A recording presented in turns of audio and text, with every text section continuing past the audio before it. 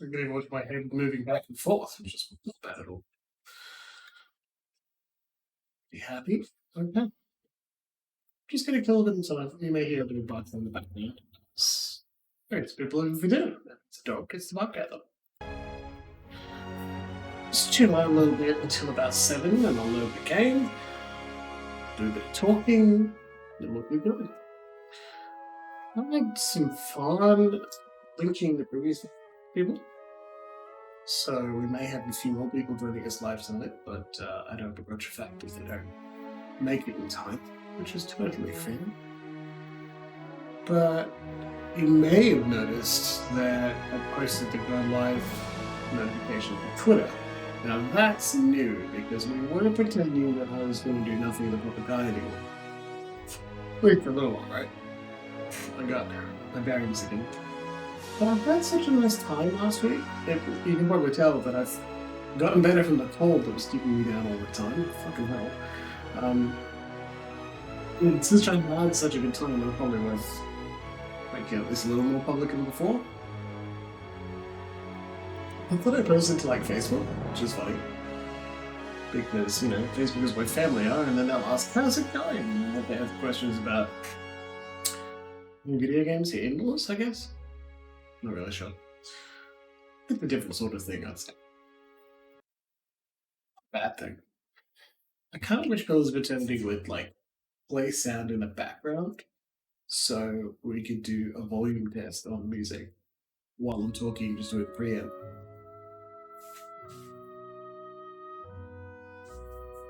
Oh, Kibble, welcome along. What are you tonight? How is everyone? A couple people.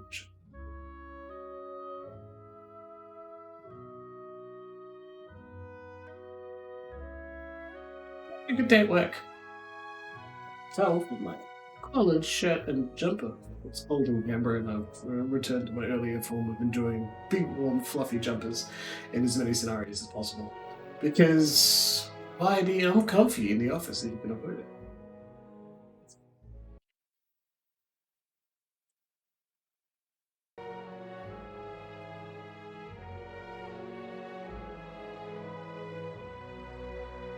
Glad to hear it.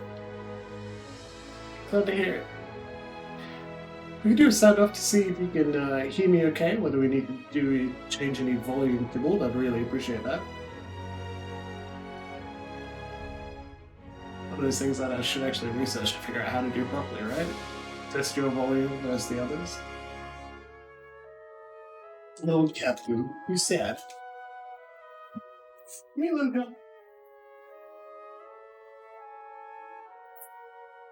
I can do that. Thank you. With moving a little bit, because now I don't know where I'm freed.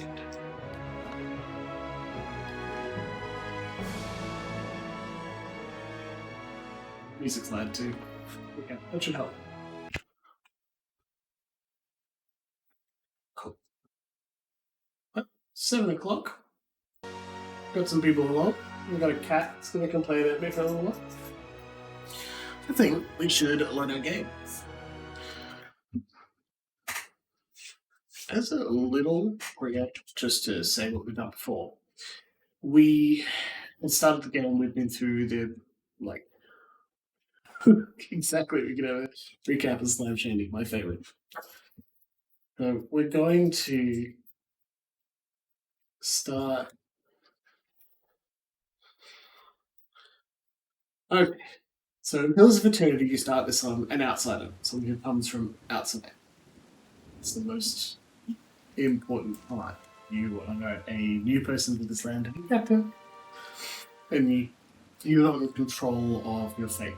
And you make the first few steps to becoming in control of your fate as the game progresses. You slowly gain more and more autonomy as it goes on. And I think that's an excellent example of how a lot of role-playing games happened as well. We'll talk more about that in a little bit. Especially getting more agency as you level up. And the campaign reflects your posters more GMs as the game goes on. So we started with this man named Slam Shadows, which is this Slim Shady reference, which I didn't get for a bit of time, which is pretty funny.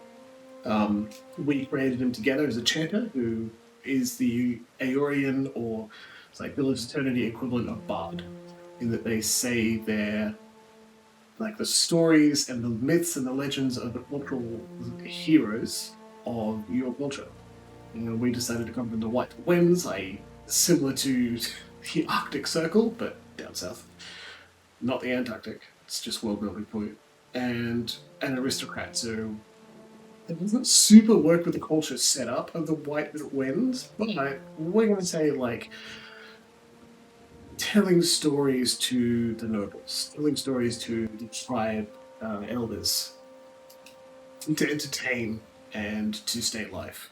And so we left there to the Deerwood to find our fortune, to see if we could just set ourselves up and farm, something similar. After that, we grew sick of the path of the wagon we were riding with. We rested a bit of time and then were sent to go pick up some water and some. We left to go get some bruma and some berries to just look after yourselves.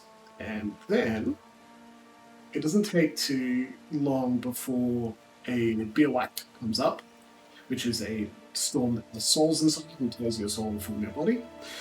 And we had to take refuge in a room while some ruined protectors of Glenfarthens killed our entire wagon.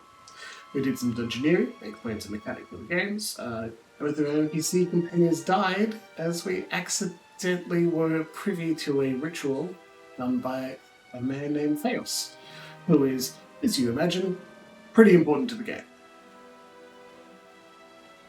We wake up a little while later, alone, afraid, and no plan other than to move forward into the Gilded Vale, which is our original intention.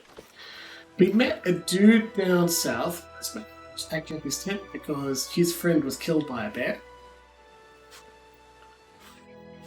We very bravely decided to go into a bear cave and beat up a bear, which wasn't fun, but you do what you can. And we discovered one of the key things that happened to us after that ritual went off, Theos' ritual. We saw his soul. It was just floating here by this corpse. We had a brief conversation with his soul. Here he says no souls. It was in the grave. So we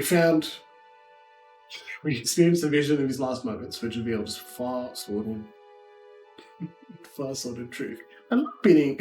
I mean, okay, so there's no, as I refer to chat, there's no necromancer class, thankfully. I think the closest thing you get is actually chanting, because we have a couple of invocations that can summon like skeletons, and we may take those later. Summoning is a bit too complicated. Thanks, Games from the Wildwood. I don't want to beat up Twinks, but like, we'll give them a good time, right? There aren't as many Twinks in caves, and they hang out in bars. At least I do. Then again, I'm the bear. Anyway, as you can see from this journal page, we read his soul. We got a brief vision of his last moments, and found out that a friend hamstrung it. Now, I wanted to give that a little effort, but at the end of the last episode, I was suffering from a bit of a coughing attack, because I'm still recovering from that cold. I wasn't able to tell you how much I appreciate the idea of the water and how it can affect your role-playing games as you go forward. A lot of people like to have some sort of special ability like this on a single character. But that's not too much of a bad thing as long as your players interested in signing up for this sort of experience. One person or more people have abilities or powers than the others. If you're playing a game where not everyone is the same class or going in the same build, if your role-playing game has classes that build builds, then it's actually not a terrible idea to give people cool shit to do. Whether you're fluffing spells, just giving someone an extra ability that says you can do X, and then just hand them out. Hand them out to other players. Let everyone do their own cool thing. And let that be a guide as to what happens in the game. Blades model, exactly. Container. So this was the tent that Norton was in. He left a note I do know to please say, but whatever happens, I love you still. Who did that? We don't know yet. He said he was backing up his tent last week, and he's left, so.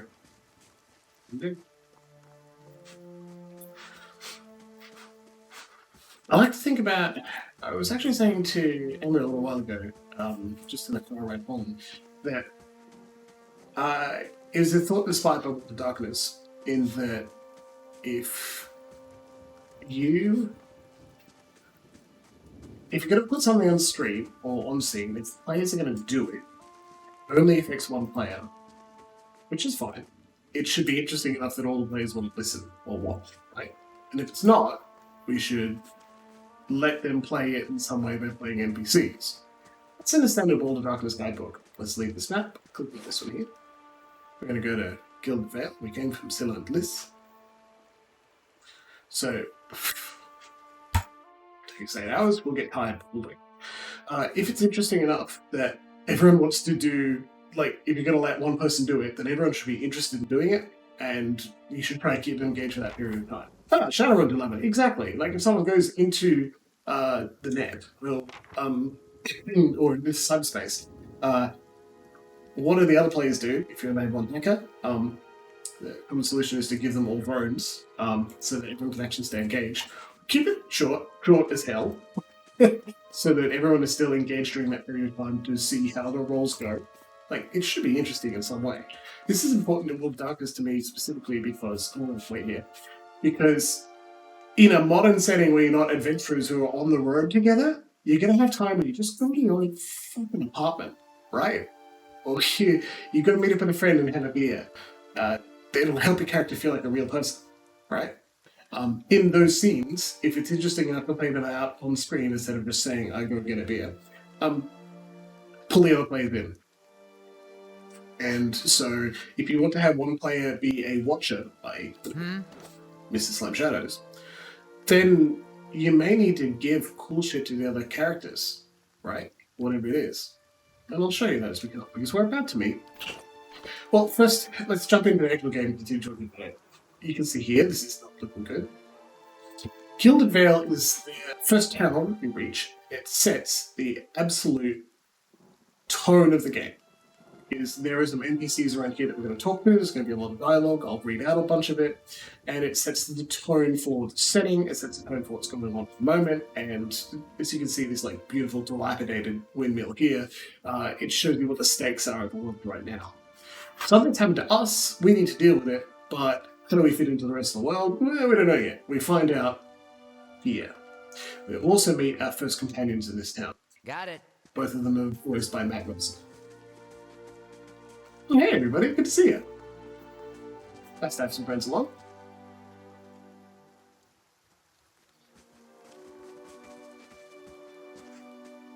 You must be one of the new settlers. Welcome to Gilded Vale. You'll be pleased to know that we've had some recent vacancies here. That's weird, right? The man approaches you, his skin as dull and grey as the desolate village behind him. He scans you with sunken, lifeless eyes. His voice is dry croak. He glances at the leafless monstrosity that creeps. So, okay. Now, remember, we're streaming. I said it's pretty important to not play perfectly, right? Let's do some dumb shit. Let's have some fun with it. It's a video game. In our current circumstance, we know these characters aren't actually real, so they're not going to be offended if we, don't play perfectly. And I don't intend to. So let's say something funny. Whoops is hanging from trees? I feel it very already. We'll need to make some inquiries first. The inestimable Lord Radric VII has taken great pains to insulate our town from Widewind's legacy. Have you ever sired a Hollowborn child? So, why is this guy asking us immediately? Alright, so, I'd love to tell him to fuck off, but what the... An infant I want to know. Without a soul, of course. Lord Radric has made it his first priority to eliminate this scourge from our village. I should warn you, stranger. Here in Gilded Vale, we have a special place for dissidents, charlatans, and those who would hide a curse in our midst. He steps to the side and inclines his head ever so slightly towards the deformed tree. His lordship's wife is with child and due any day now. Without his approval, I shan't be able to find you a permanent settlement. It will have to wait until after the birth. Yes, Captain. We can continue our interview then, after the bell tolls from Radrick's hold to signal my lord's new heir. In the meantime, you can find temporary accommodations at the inn just southwest of here. Okay, sure. How about, like, we got a lot of questions. Can we... What's the closest thing on our mind? Is there someone who can help with the deal? Like, I mean, that Hollowboard, Wadeland's legacy, what is that? It's a strange ceremony, right? Maybe they know. You regards it carefully. You'll want to mind where you mention them. Those passing on within ruins is illegal. You mentioned dangerous. You probably saw someone attempting some new ritual to appease the gods. People will try anything these days. Bareth, have mercy, we certainly have. I don't think so. Just as they finished, there was a beer whack. It's captain. I'll let you out.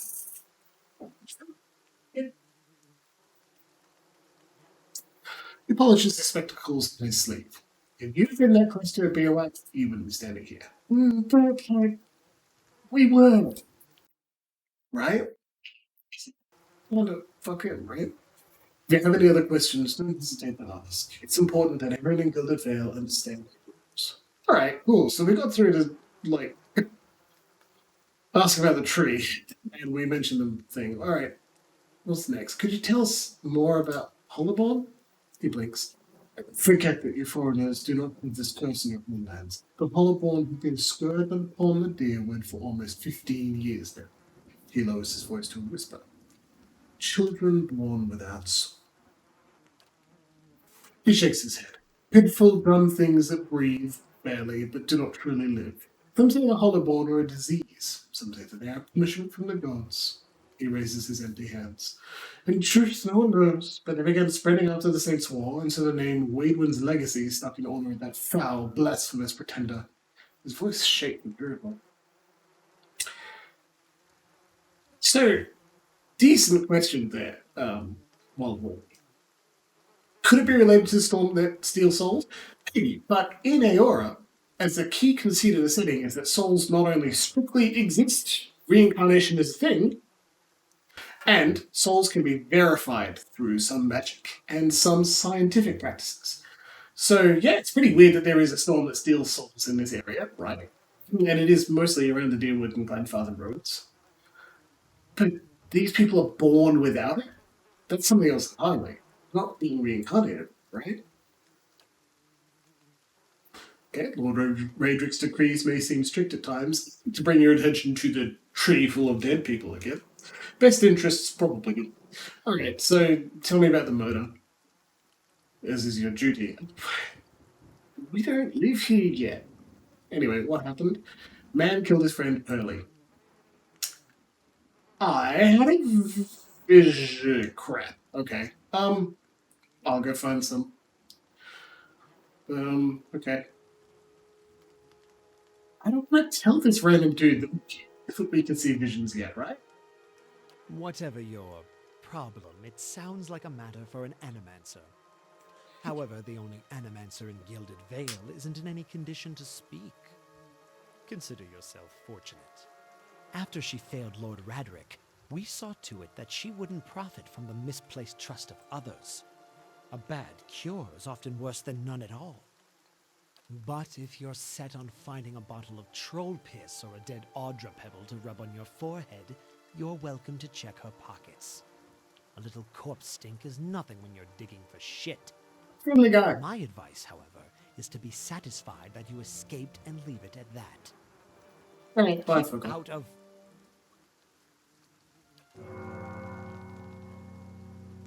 Hey, Radrick said it Listen. had a son, right? A child, right?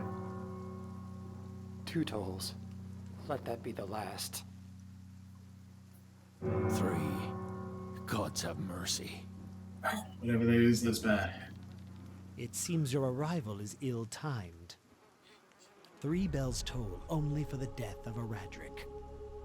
If fear Lord Radric's heir is lost, or else Hollowborn, and so lost all the same. Peculiar You should spasm tread across his carefully. face. Circumstances have changed a great deal. Alright, let's do this, right? Let's fucking do it. He's smirking at us? Don't threaten me, little man. Saying again as like a halfling. It's fine. He shakes his head unmoved. It is no threat, only a warning. Lord Radric will tolerate no threats to his kin or those living on his lands. We will not make him more docile. What happened? He shrugs one bony shoulder. I will know more details on the messengers arrive. The vagaries of childbirth, perhaps. If that is not your concern.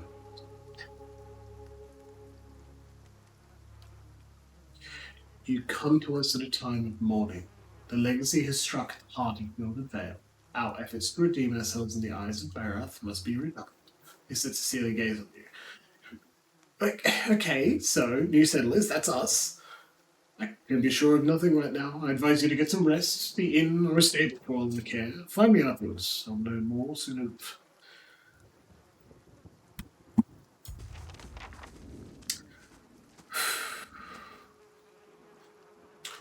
I agree.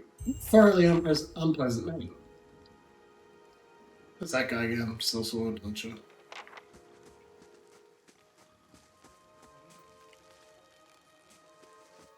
Let's take a look at this tree. Scattered between the roots are bracelets of wine and bead, wilted flowers, and notes half erased, but erased. There's a dare. Were you looking for someone in that tree? I could introduce you. Talk about your dad, buddy. He looks up at the tree and breathes out. Half the town's up there now. Seems like no right way to talk about it. Can you help me feel better, buddy? Gives an understanding nod as he takes a long drag from his pipe. My condolences. He exhales and turns his attention away, watching the village around him. He can't help it. Who can? We thought we'd find something good here.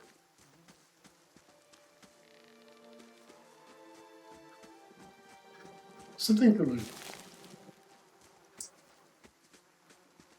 It's not the baby. Kosk was interested. Or something. Leave it indoors. Who's Kosk? Beneath the vines are crude carvings of the sun rising with 3 stars. See this gold portrait? This is an NPC designed by Epics.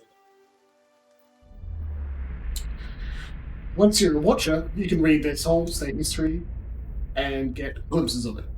Kickstarter backers wrote their own with only a very small bit of edit. You see a pennant waving tall and sluggish in the wind, a rising sun embroidered on the banner, the vanguard of a small group of paladins. Their atmosphere is buoyant, if restrained, and their armor has not yet been tarnished by the elements. Its expedition is fresh, young, filled with zest and zeal. At their head stands a commander, awkward in full armor, but determined in step. Despite the excitement of his fellows, he does not smile. As a twist to his mouth, his countenance grim. He throws a back hand, holding his tool. Silence falls among them, feeling a dark thunder deep and low. He orders them to ready their weapons spread out. Eyes dart from horizon to horizon, necks twisting to see the source at sea. In the distance, dust and lightning rise to the ground as sticky and clouds race towards them overhead. The soldiers stand, only the staccato movement of their breath between their nerves. The commander closes his eyes, calling a blessing down on his crew. Invigorated and invincible, they wait as the enemy draws closer to attack. That's all you get. Snippets, little bits of their history, bits of their soul floating to the surface and we can read them. It's nice they're there. I'm glad they were Kickstarter backers able to put them in. They don't add much to the game. If you read everyone, you feel like you're a watcher, you understand the world's right. Time to see and not be seen. Yeah. Also want to give a good point to... Okay, first, Mako. Yeah, absolutely. Adair is voiced by Matt Mercer. And he's putting on a good voice, like his folksy, calm voice, and I like Adair a lot. Back to Wildwood. Yeah, like, why don't the PCs just leave? This place is bad news. So reason to stick around. Yeah, right? We're still looking for help. I think If I was a GM at this point, I'd just be like, you're straight up exhausted, leaving is a bad idea. It's not perfect, but it works. You cannot lick every item, as much as I'd like to. I will drink a beer that I just picked up for you, okay?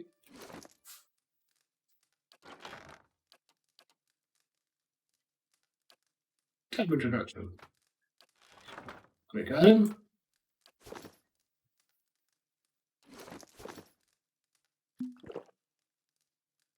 For you. Yeah.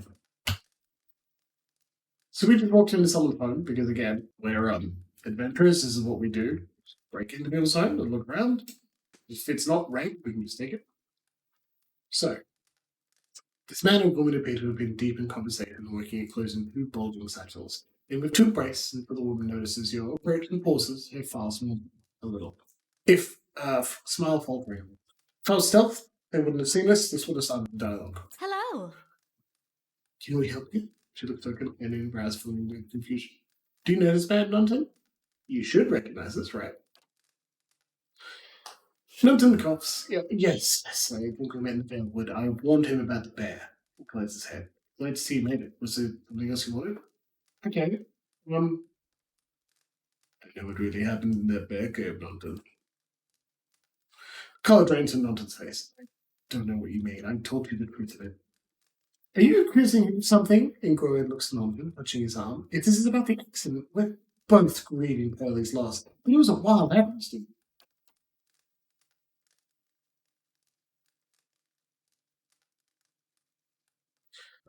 We have the stat and resolve to say we have no patience with those lives. Let's use that. Let's be the character we built. Nunton flinches, but meets a gaze. For a moment, he sets his jaw and nods. Fine, I confess, I did it. I saw to it that he'd never leave that cave. The same falls to his soul. Can I do it again? Ingrid, Nunton, wait. Ingrid raises a hand. I don't know what you saw in that cave, but this is what you think. Apparently, my husband, he was much a beast as that bear. I had to leave the first time I saw his temple, but he wouldn't hold it. Nunton, we met. I knew I'd found someone special, someone kind, someone who cared for me.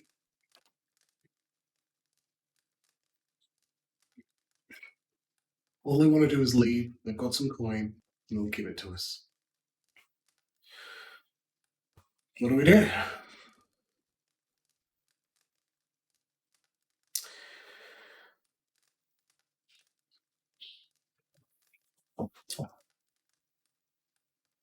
Keep the money. Come on, what are we going to do with it? What, you expect me to do anything other than this for the people who are mistaking an abusive relationship? I'm afraid, I'm sad I couldn't go beat up the abuser, right? It'd be worth it. But, fuck, man. We take their gold, they can't get supplies on the road. Instead, we got a small ring. Better than nothing.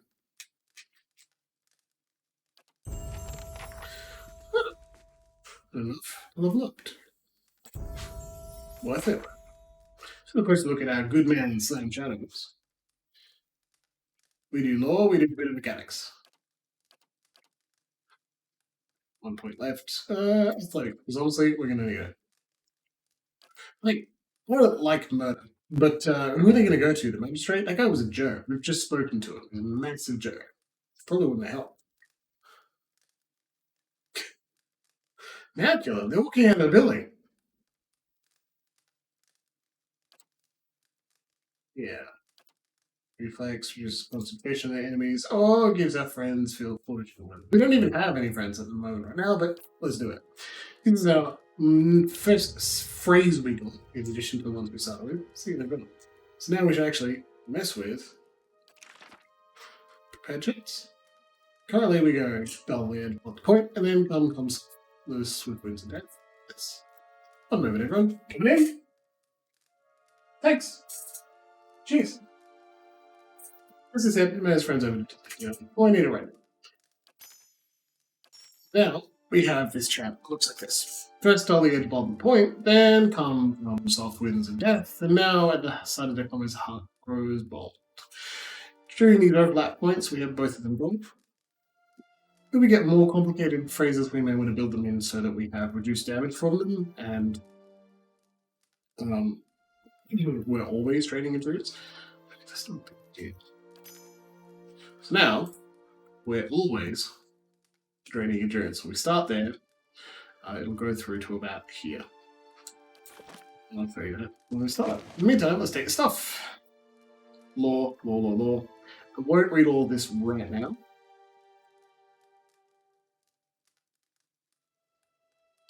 I am essentially playing the version of a bard that you can find in the Pillars of Eternity area. Wildwood. Yeah, absolutely. That'd be sweet as hell. Check out chat for a fantastic suggestion on how you can do it. I believe it's suggested in the Tabletop RPG version because they did put the system in the Tabletop RPG, but they don't do it for you. I think it's funny that like a video game company will also put out a tabletop RPG just as a there you go, have it, man. Cool. Like that's a labor of love, but true. This is a drug. When you use it, you remove the effect Gold Rot Chew Crab if you had it. You gain some might, gain some movement speed, lose some perception. There.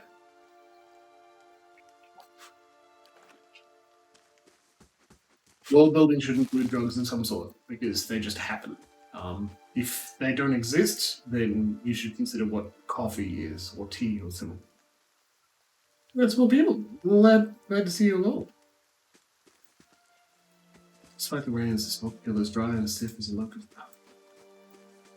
This place isn't great, clearly. We're in trouble. More NPCs from Kickstarter backers.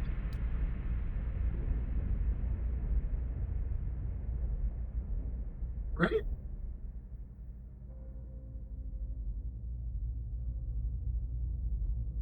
You read this guy's soul, and I'll scroll through slowly so you can go back and watch it with you in your own time. But like, because I don't want to read everything.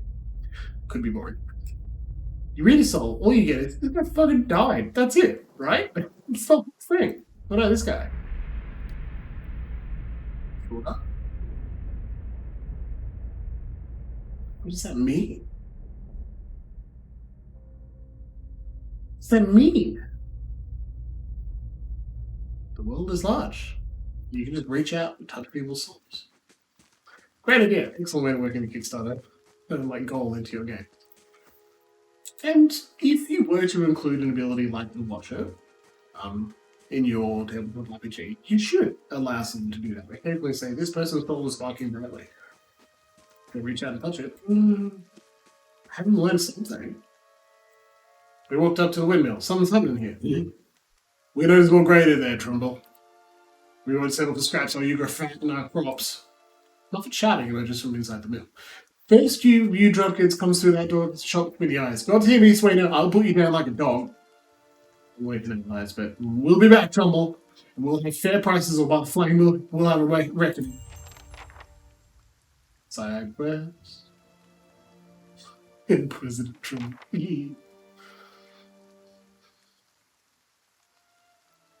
I could have been a death priest, you're right, absolutely. Charming lesbian who fights people, man, probably would have been a good idea. I'm not sure why I leaned towards creating a dude best day through, just kind of felt like it. First character I played through the Pillars was a female barbarian. I think there's no romance. Sequels. It's worth it. All the men said before you, the relatively stocky build, suggesting a life of labor. Okay, first off, great that all your elves aren't all willowy and thin and the same. Good move, right? Because if you're going to have people, not tropes, you might as well actually have them as people. His face is pale and drawn and his eyes wide. Behind him, a younger man and woman exchange worried glances. Miller raises a club and you enter, shakes violently in his grip. Get back! You know your life. Yeah, put it down before you get yourself hurt. He raises it higher. I mean it. I want no Swainer and his lackeys threatening me in my own mills. Alright. True. Would be a dude. Let's not. Right. they're terrified. There's no reason to be just like a gigantic joke. Okay, so my name is Slam Shadows. I drove it just right. Pick a bad time to come visiting. Gilded Vale's had all its shine scraped up. Just big dung heap now, and Swainer thinks he's the king of it. There are all of them. Who's Swainer? Dude, we were just talking to. A dwarf who's standing out there spreading lies. It's been here for decades and hasn't got any kinder with time. Oh, elves and dwarves just don't get along. It's not the material conditions forcing them to. Anyway, who are you? Is Swainer ripping foreigners into his little crusade game? No, like, trying to burn down the mill. Idiots. Highly his tits like user-friendly face. Highly being another ability. I take it you've heard somewhat part of what the crowd's asking for.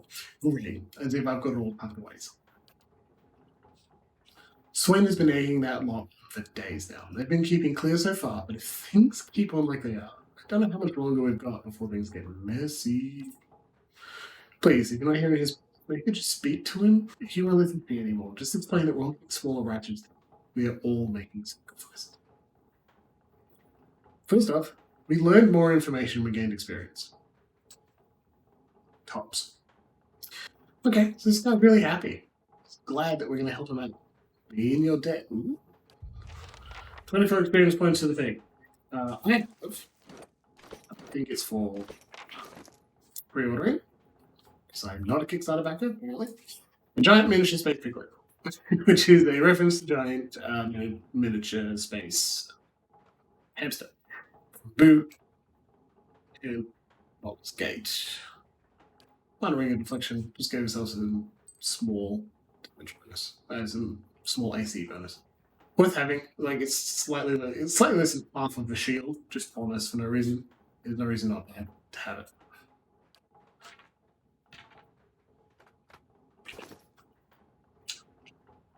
While we're here, rancid stench from the grain? Hell yeah! Love it!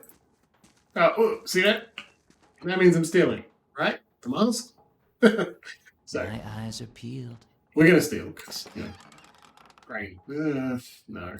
I need it. What am I gonna do with it? That's weird. The miller and his two sons. Sure. Yeah, so Gilded Vale, it's not a great state, right? Grain's rancid, people want more of it, and so they don't have any better options. And the person who's trying to help is drunk. On a single beer. I mean, I get drunk on a single. I'm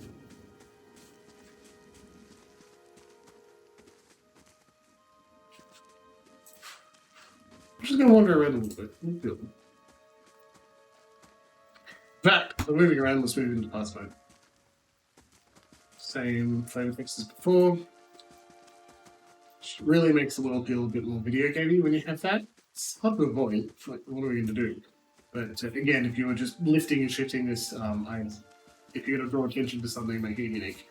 Otherwise, just simply say something else that comes on your mind. If you can't improv very well, it's good practice by messing up 20 or 30 times. It's the only way to get better at anything, is to mess it up a lot.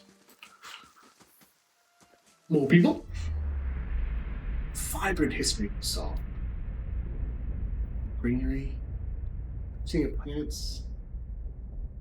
Rubbing gently to slow back. Sleeves. No? Cool. Glad that's there.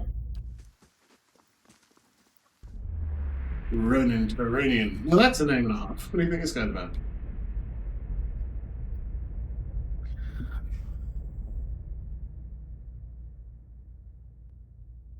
Ooh. What about it something?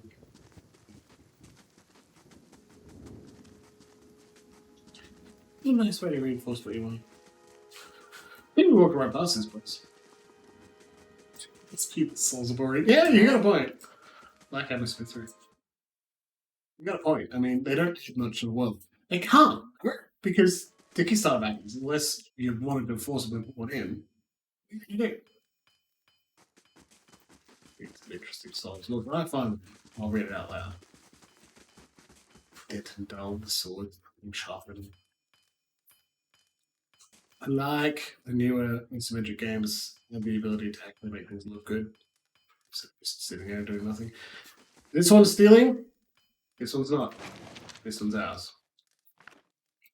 Read books, but maybe I might. Who knows?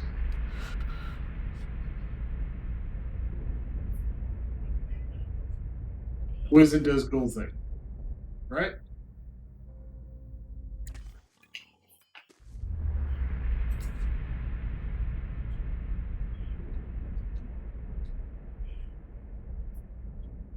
Ranger does cool thing. No one wrote a history of the soul. It's like I made out with someone who was really nice, very hot, loved it. Yet. This Amarawa man is of an impressive build, towering above the countertop. His skin is a dusky blue with a deep orange, and his thick arms both corded and small ears for him, square on face, coated in smeared soot and smeared soot and arcing black tails. So, your first new face. Cool. So what do you have? It's like, I don't have much, I'm sorry. What do you got? What happened? Just started to supply. It's been expecting the next delivery for near on a week now. What to expect they were hit by vendors? Ran out East is calling with them. Workers ran off with a wagon themselves, maybe to make coin. So we thought that would dare. We were going to Gilded Vale, and we were a wagon. But if we headed east, look for a supply wagon. It's in Black Meadow and the Good Road. That's side quest. Absolutely, I will find a supply. I'm not going to promise to see him back, right? We'll find the supplies, right? We may pick up one or two of them and let him know. Discount start. Cool. I'm not buying anything then, right? Hail, traveler. Let's at least take a look. Neat. A unique pike. Unique tagging. Very cool. Shield. Like, I do most of this stuff. Just engaging defense. What's home? You know, treat this pretty well and you get an egg.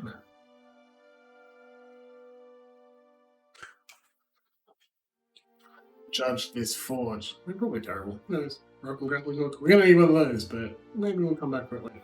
Very expensive camping supplies. I only want one of them. Standard price is 75. Plus is 75. Start telling me something about crap. I think maybe it'll be a good idea to wait just a little bit. We've got a few, we'll survive.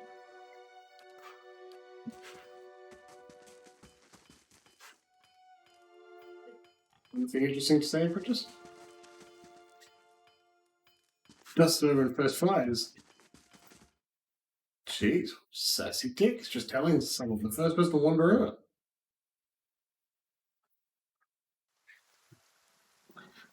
Do this. Most events at the Stronghold occur over the passage of game time, hence collection, completion of side adventures, and generation of crafting ingredients occur as you complete quests. That's a spoiler. What the hell is a Stronghold? It's fine.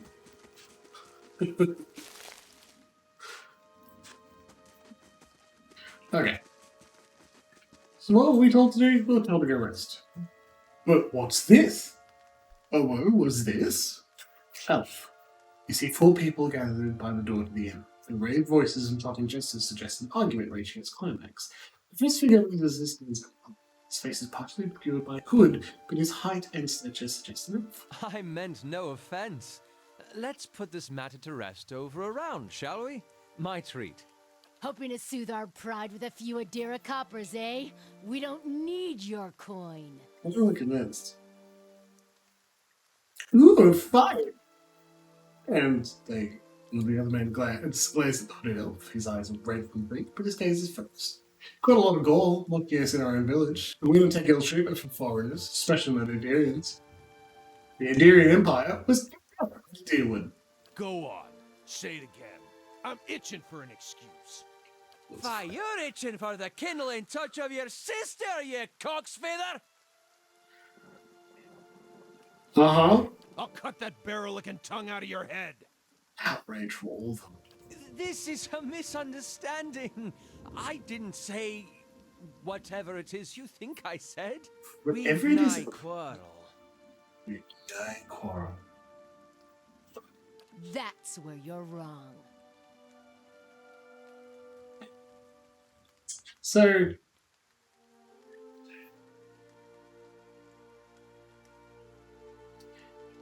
three against one, right?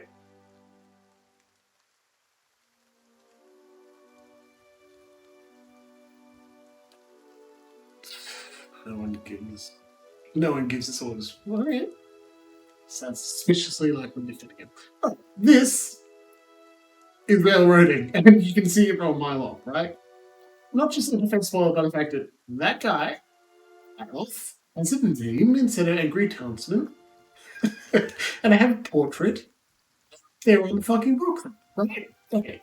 Even if this was just a regular RPG, you know, just a regular tabletop game, you'd be able, your players with decent empathy, will be able to tell when you're introducing something important. When you're introducing another character to join the party or another player, and they give their voice, it'll be pretty obvious what they are. But even if the decision is pretty obvious, I get the feeling no matter what we said, right? This makes it a little bit funny. No matter what we said, I get the feeling they'd be fighting. We have to work pretty hard to not fight. And that's okay.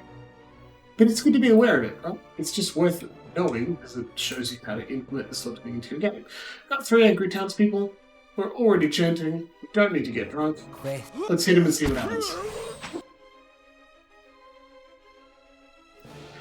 Okay. I didn't expect that to happen. Like, kill him in a single hit, but we can play on easy. That's it! I wish there was an option to not kill them. No, I understand combat is dangerous and deadly, but still, it'd be nice not to straight up kill them. It's the last of the attackers falls, the other turns to you. The tension almost gone from his smooth face. That's quick. Not quite how I hoped to get to know the neighbors. Thank you for your timely assistance with that awkward situation. Yeah, Deadman, you're exactly right. 20 pages of interesting backstory to these people, probably in the adventure part, followed by attacks on sight. Right? It happens. It's a big Paizo thing, very big for Wizards of the Coast and Avernus. I mean, if you're in hell, they're devils, but still.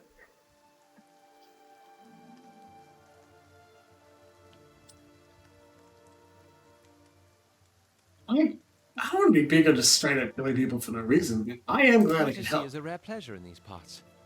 Though your accent suggests that you are no more local than I. He straightens his hood, and you note the remains of fraying embroidery on his gloves. His boots are caked with the dirt of many months' travel, but the leather beneath it is sturdy and fine. Well, I suppose introductions are in order after that little fiasco. Aloth Corvisor, at your service. Anyone recognize the voice yet? I'm asking you, chat.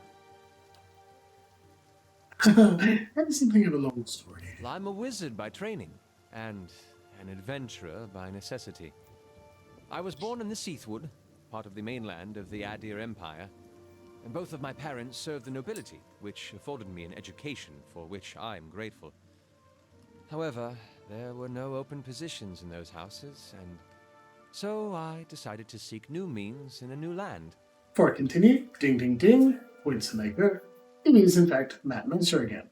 Matt doesn't voice literally everyone, but he does voice the first two NPC companions, and I think that's funny. Also, listen to Aloth, right? And listen to Adir when we talk to Adir again, and note differences in the presentation. You'll notice that they've both got very distinct accents and talk in different ranges. Aloth is quite high, and Adir is quite low and calm. If you need to do multiple NPCs in a short period of time, differentiate them like that. It's an easy, quick, simple way to differentiate people as a GM when you can't do subtlety in a short period of time. And how exactly did you come to be here? I'd ask chat what we want to say, but let's just go with one. In Gwithan Ruins? Well, those can be dangerous places during the best of times, which these are not. Half the locals would arrest you for trespassing and the rest would kill you outright. I'm curious, what exactly did you find there? Please, chat, tell me, which one shall we choose? 1, 2, 3, or 4? We've got just a bit of time because I know there's a delay in the stream, but tell me, what are we going to say to Al? I'll check my phone. Check chat in a moment.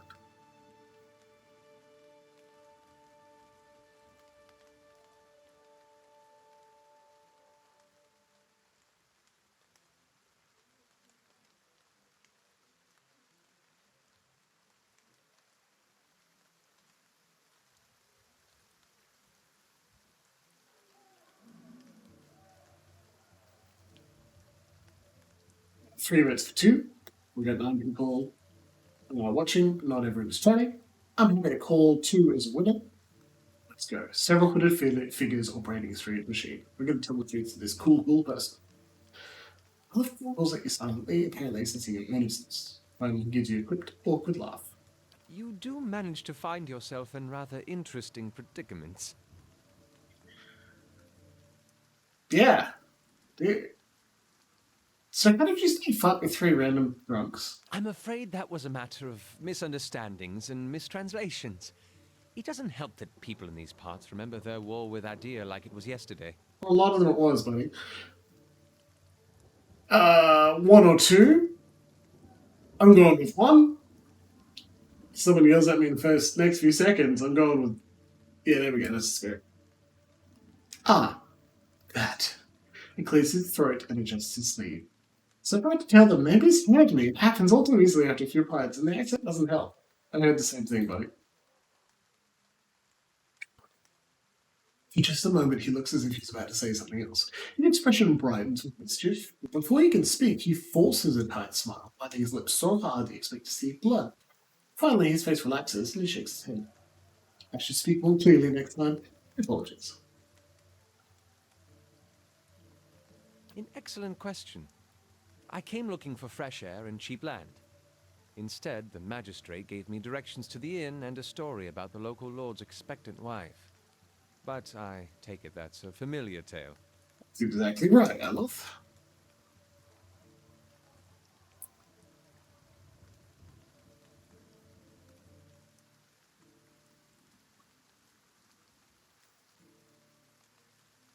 Indeed. In that case, welcome to Gilded Vale, a true refuge from civilization. You don't look like a settler. Begging your pardon, but neither do you. Yet, circumstances can find a person in the strangest of places. It's fair, okay. As should I, Still wish you given could go. recent events. It's just as well. I've had enough of the watered wine and lumpy beds at the inn. They say even the owner tired of the place. Just up and left one day. It explains quite a lot about the upkeep. Perhaps I could join you. I could use a change of scenery, and I find it's better to travel in numbers. Absolutely. Excellent. I shall follow you. Hell yeah. Look at that. You got a dude. Name's Alof. He's a wizard. He's a wood elf. Yeah, he's a nobility. Hell yeah. It's got full armor.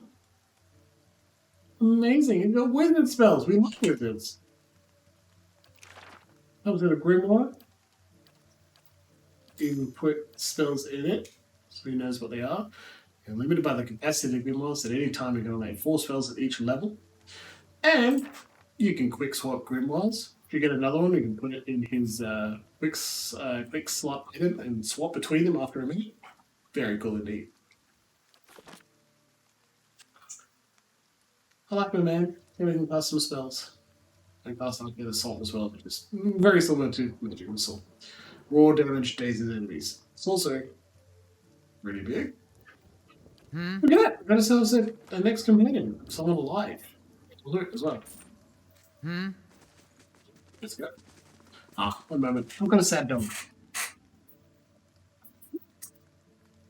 Well.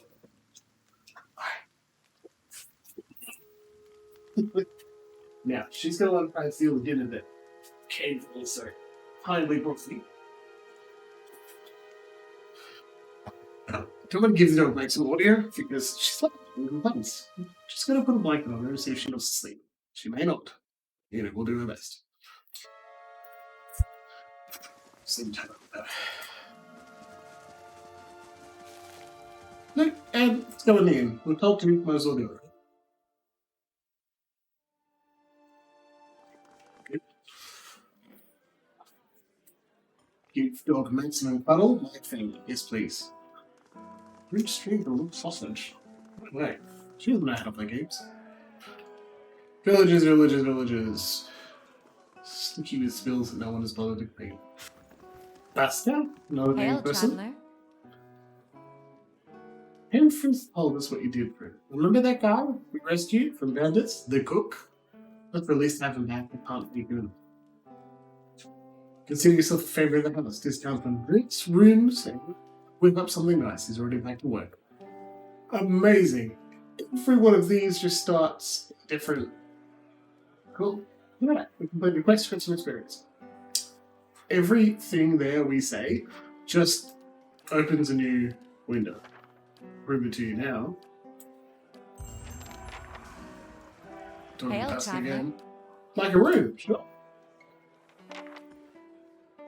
Good day What to about? you. Well, I want it. Oh, okay.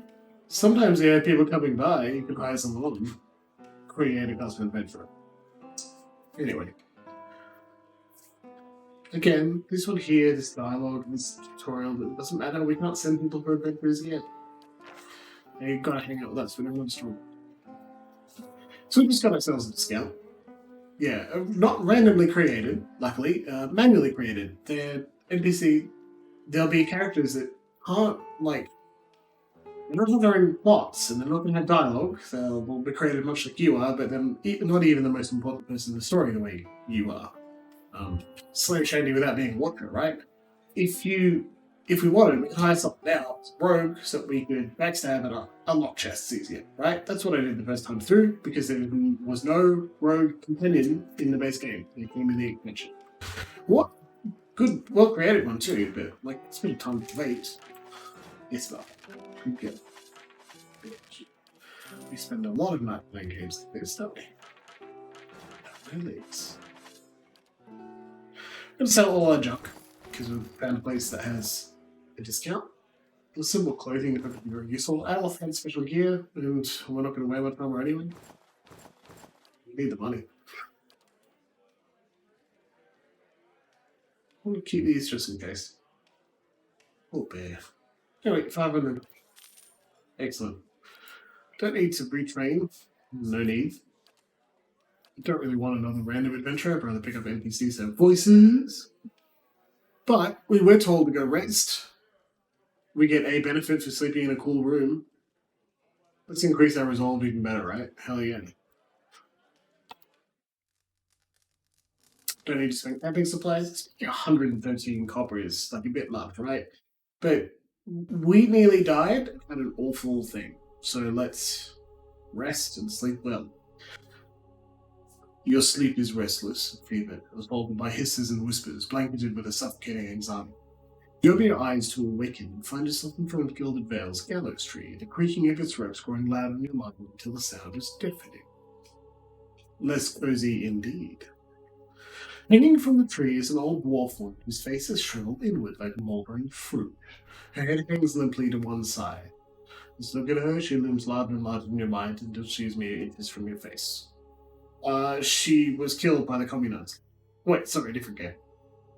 Suddenly her head snaps up and her eyes open and empty behind them is a vast nothingness that makes your stomach drop. Her mouth slowly parts and with a crust of rancid air she speaks a word. Watcha. You jolt away. Foul smell of the dwarf woman's breath still permeating your nostrils. Sweat runs down your face and thick droplets in your skin is soaked from head to toe. Remember the woman. You remember seeing her decaying face when you spoke with the magistrate. You called her in limits. Though it fills you with a queasy apprehension, you feel a strange compulsion to see this woman once more, fully to confirm she is truly dead. We were told to go rest. We rested. We get to have a prophetic dream. The standard of role-playing games and novels and stories all the world around. We get to understand the world a little bit more through a dream. It's a Baldur's Gate as well. Well established. And great to repeat here. Kenfrith, dude, we rescued. It's a dude. We rescued him. It's so good to be back. He gave us a recipe for a savory pie to keep your pale and body. May it serve you well in your travels. As Australians, savory pie doesn't seem that odd, does it? No, recipes aren't items. It's just something you remember how to do. Anyone with a decent survival skill can cook this savory pie when we rest. It's just how it works. Okay, dishes for the past. Yeah, I do prefer savory pie over sweet, though I could go for a nice cherry pie at some point. Not an ale, I don't have business with you. Good day to you. Remember this guy? It's threatening a brain person. Except the customer was saying cloth is around his intently. Smells like it too. Alright, so what was that about, buddy? Freaky man. Yeah, friends tell them like, absolutely we meddle with adventurers, that's our job, we get involved. Humble thinking the king of the town has got the milk. Like, he's terrified, you idiot, don't be a bully. Jowl quivered with rage. It's about him being giving us anything for the wheat we bring him, and then cutting our purses when we need to buy grain. It's about farms growing hungry while some bastard gets rich off their crops. That's what it's fucking about. Much off. Yeah, what are you doing here then? Drinking till I forget how much I want for a pitchfork through his face. I don't want to buy these guys around. It may work, but let's not do it. Oh, Marv. You bad. Maybe they poke them for you. Well, you think you get through to them when we have them? There's thick as a peat bog. We've got his soul red, and his skin used to grow sooner and freeze for the AD lords until they feed out the son's loose. Explains why his knees still ache to bend to whatever lord or lady crosses the road. We hold up in that mill for days, coward. But here, let me give a shot and good luck. We'll owe you one if you manage it. What are we going to convince him to do? We haven't learned anything new, right? We learned, like, he's got history, his background, some of his pins. Ooh, question. So we can go back to him and ask what he needs. We're going to have to make a decision at some point. Oh, no, I'm not even going to bother.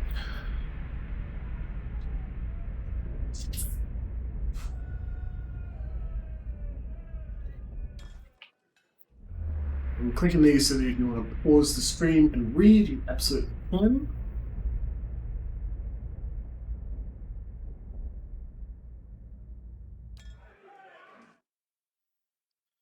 Snippets of fiction are good.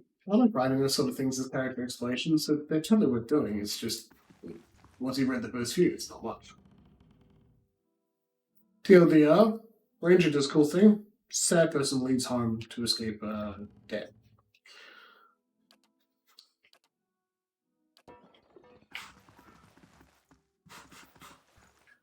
In guess.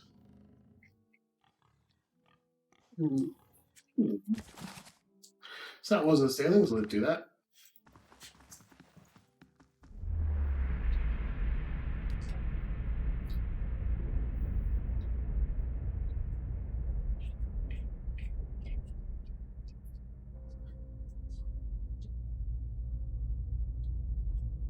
Strong aim is me.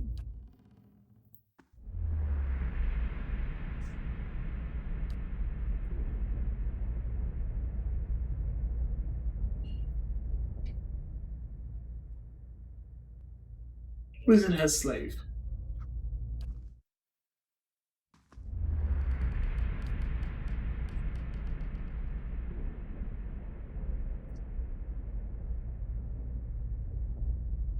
Messenger's home burns down.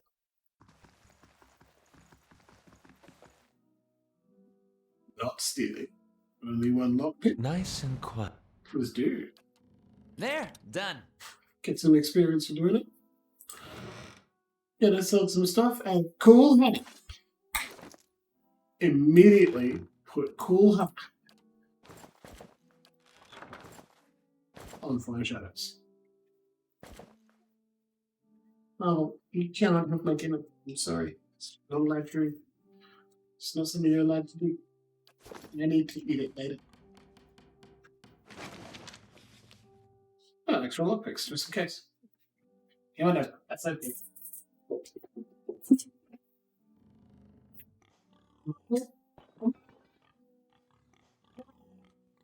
No. To give you an option to sleep. Oh, Mike. Mom? Kelly? Good girl. Let's see. Good girl. Thank you, Mom. Give you being patient with me. I know it doesn't seem fair. I have to eat one, which means you should have it, right? Sorry, everybody.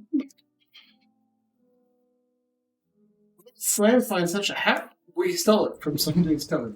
It wasn't strictly stealing, so we can just take it. Oh, just for one. So just, yeah. She's going to go with it. She definitely wants to steal it. Would you pop it in the microwave for me, please? Oh, yeah. You're gonna come back and eat later? Oh, yeah. Okay. Thanks, babe. Oh. Oh, Mama wants the phones. Well, so we're So me. I'll tell everyone. I'll tell them you said hi. Okay, so we're nearly down in the inn. Let's talk about my hound. At the dog. Okay.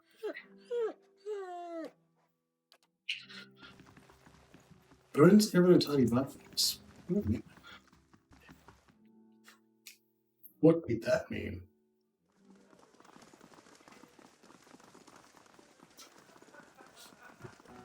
Well met, friend.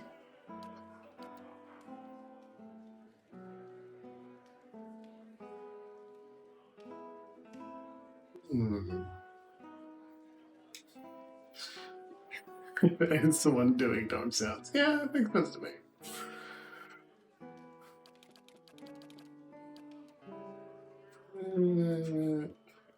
We strictly don't need them yet, that's all. As it's every pie you mentioned. Gonna give us extra endurance, my perception. Pretty cool.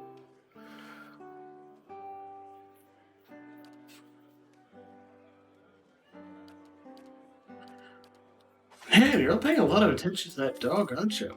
Have I finished this game? Yeah, absolutely. I finished it twice. I really enjoyed it both times. That went through different plays, different character styles. Got Good it. faith. Oh, cool. Name edition only, yeah, cool. Huh? Drunkard. Well, then, before we come down to Raid's invitation, our great lord wants us to out of town.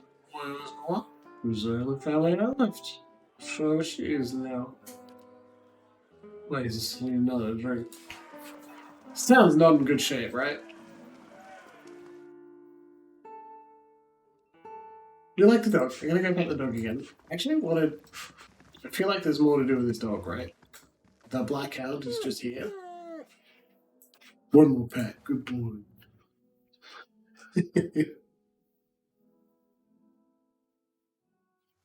Keeper's a good dog.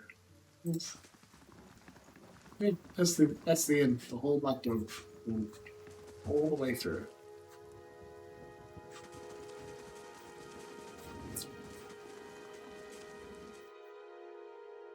I'm gonna go back to the tree in just a minute. This is the last house we've been in. Cat. Oh, that's stealing. That's also stealing. What you got? Okay. Nice. Wish I could pet the cat. Just can't. Okay, off. Who was watching the first stream? You remembers Kaliska's sister.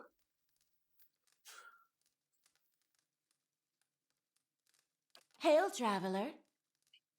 Generic voices, it just do not match. Oh.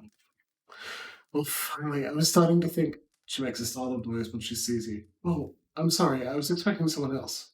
She gives you a cautious smile. Can I help you? That's Cat. Oh, thank you. She's a sweetheart. Keeps the house clear of mice, too. Who are you expecting? Kaliska. The warrior that died as she left. Very awkward. My sister Kaliska is traveling in one of the caravans. She said on the night before she came, she said she was going to pay away by working in the garden for the caravan master. She was always a top one. I don't suppose you've seen her on the road? Redhead, perhaps? It was not so things. Orcs. covers her mouth with a can, eyes wide with horror. For a few moments, she can manage nothing but a strangled voices gasping. Eyes yes. I knew. I told her it was a dangerous path to take. Kaliska was always so certain she could take on any danger. Oh, sister, I'm sorry, stranger. I can't believe she's gone. I should pick the cat. I'll say the cat, even better, yeah. Well, I haven't called her here. If I hadn't written to her, she might still be alive somewhere. Jesus Christ, not 3, but 2. Let's go with 2. We did it. She looks at you with some surprise before dabbing her nose with a sleeve. If you'd offer, but I don't know if I can impose this on you. It's not a small favor. What is it? I'm worried about the baby, not the legacy. I told Calisto as much as I could, but all I know is that for a long time now, every child born in Gilded Vale has been soulless, empty. Calisto dies no matter what. So does Hayden. It really depends on whether Hayden dies because he doesn't get a chance to rest, or Calisto dies because she leaves while you rest and pays to run across those gaps and duns. Whoever survives that first step, if anyone, then dies with the machine activating and the ritual happening. It's happened to so many mothers, and Lord Redrick, he's exiled all of them, calling it a sign of the goddess's favour. With my thought gone, I don't know how I'd manage if I lost my mom too. I hope Caliska can help me. They say Ranka, the old midwife, knows a way to prevent the child being born, but she knew the Agnes Log Campus 2 seasons ago. The journey's too far for me, and I can't make it as I am, but I don't have anyone else right now. Caliska gone. Please, can you help me? We're not a kind wayfarer paladin, and we're not a gold-packed knight paladin, so we can't choose those. Sorry. Paladins have virtues. You need to abide by them. That means it affects their dialogue. I bet Chantis would have something to say about this sort of thing as well. A weird hubby is called. Chat, what do we say? 1, 4, 5, or 6? You have a moment. Just a little bit of a moment.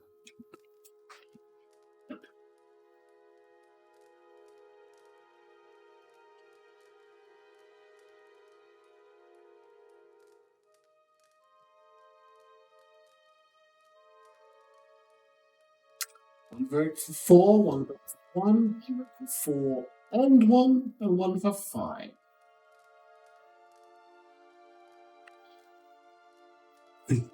If we're nice enough, maybe we can pat the cat. Look, that's pretty convincing. Pat the cat.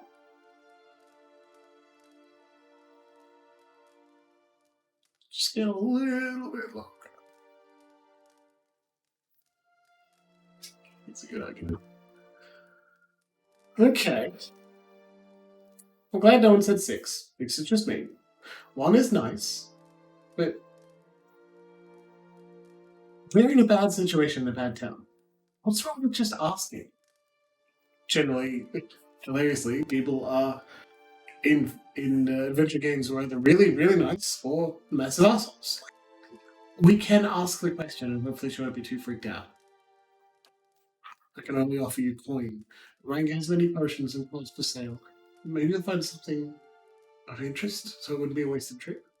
I'm sorry, I don't have much. You're welcome to some of my food if you want. Some fruit? We got some fruit.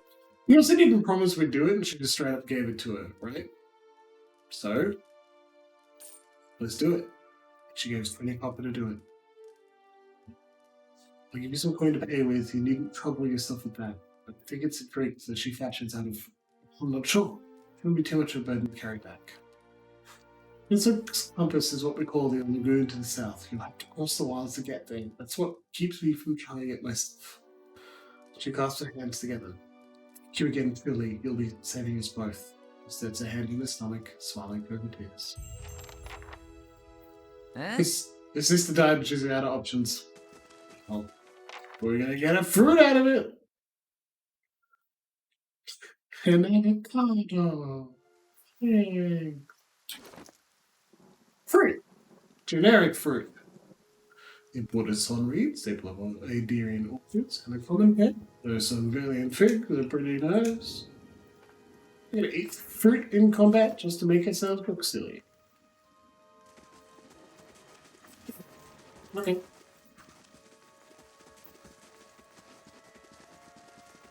We're still fast moving because we've seen the map, we don't wander around. Look at this. Game reputation of Gilded Vale as well. Because, we said, no. Nadara di Berenzi.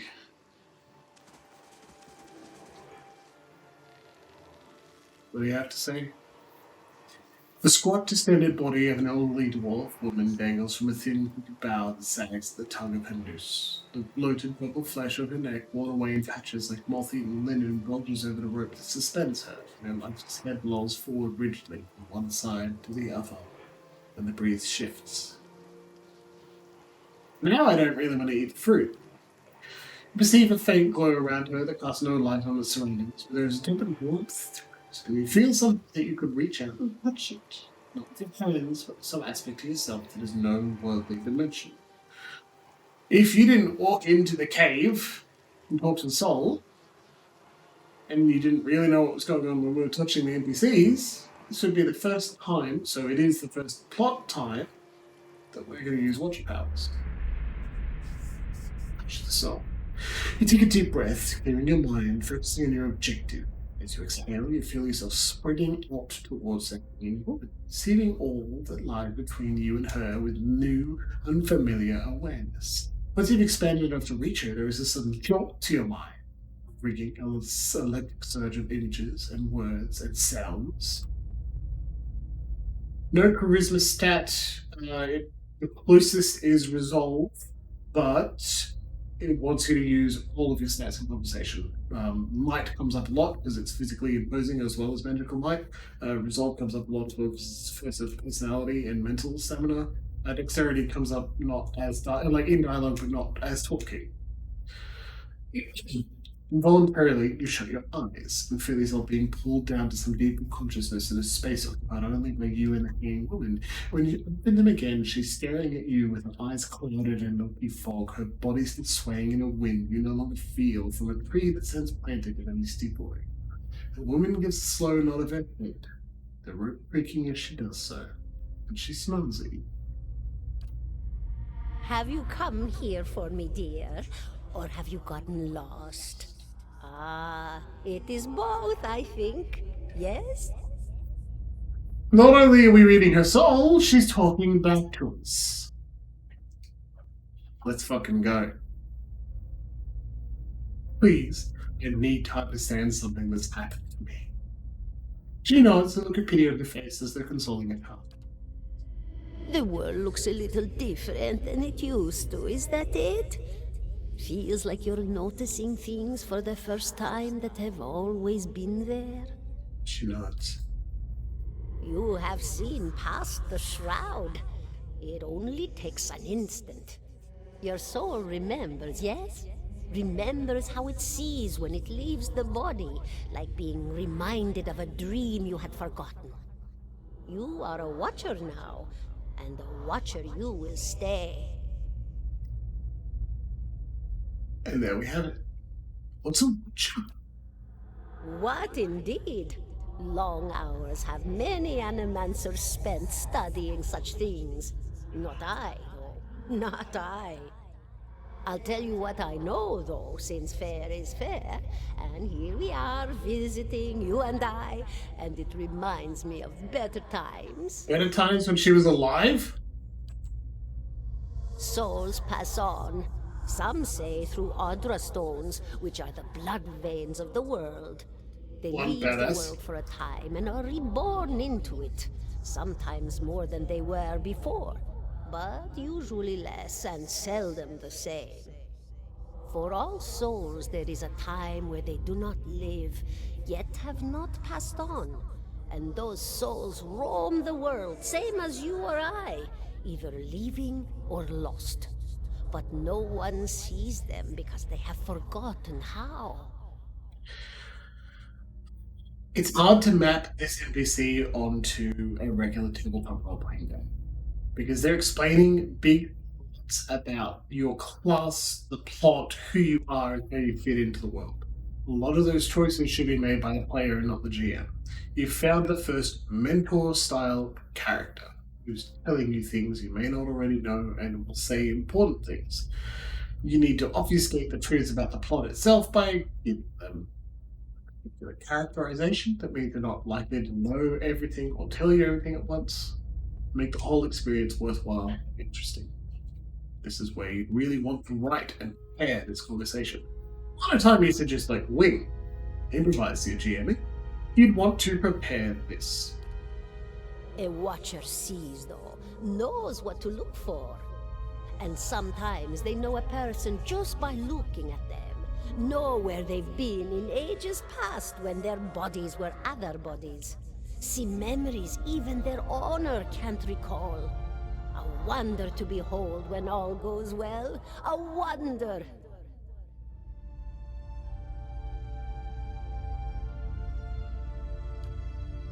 No, I think not. A pity that. It would be simpler. A mercy even. To not have to wander anymore, no? Alas, we are here, you and I. Wherever here may be.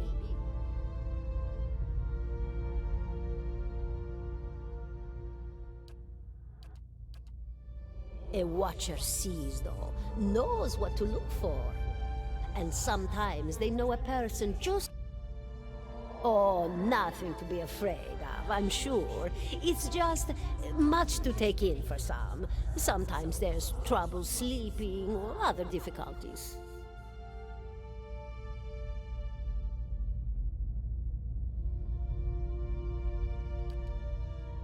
You should see old Merwald.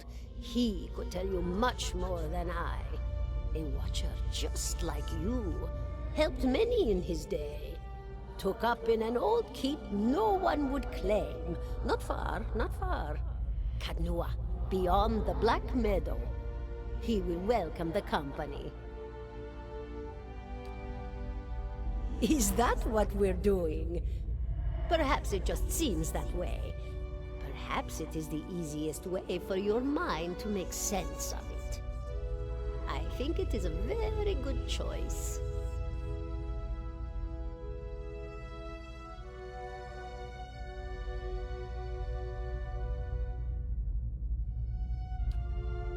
Did you now, dear? My, that would be something, wouldn't it? Could be luck, could certainly be. A storm can be a careless thing. Or maybe it got its hands around your soul but couldn't pick it up. A soul can be heavy if it stayed in one piece through its time. Strong souls, we call them in the trade. Cold, I mean. Called them. Those days are all behind me, no? Oh, yes. Entropy. Rimagan's work. We know little of why or how. We lose pieces of ourselves when we die, and pick up pieces of others when we are born again. But less than what we lost. We tried to stop it with the animantic sciences, but with little success. No. A very small few resist Rimergan's influence and stay together through some force of defiance, at least for a time. But they all succumb eventually, I think. Me? I'll bore you to tears, though. And here I thought you'd come to visit me in particular. Caldara de Baranzi, of the Valian Royal Academy of Animantic Sciences. Not the greatest of their number, but I came here all the same because this was where help was needed.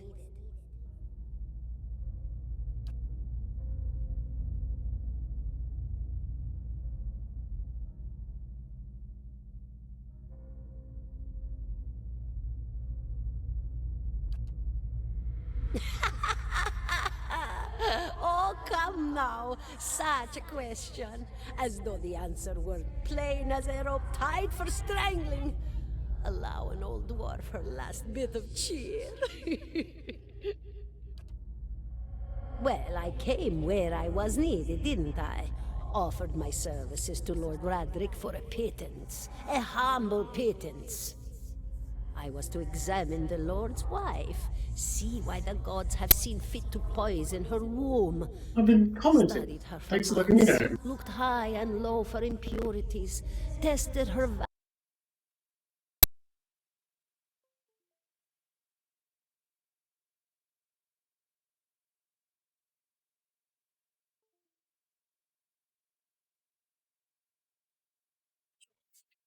Sometimes things go down.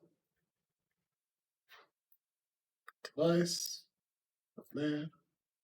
Okay, how's that? That better? Game sound goes when I alt tab.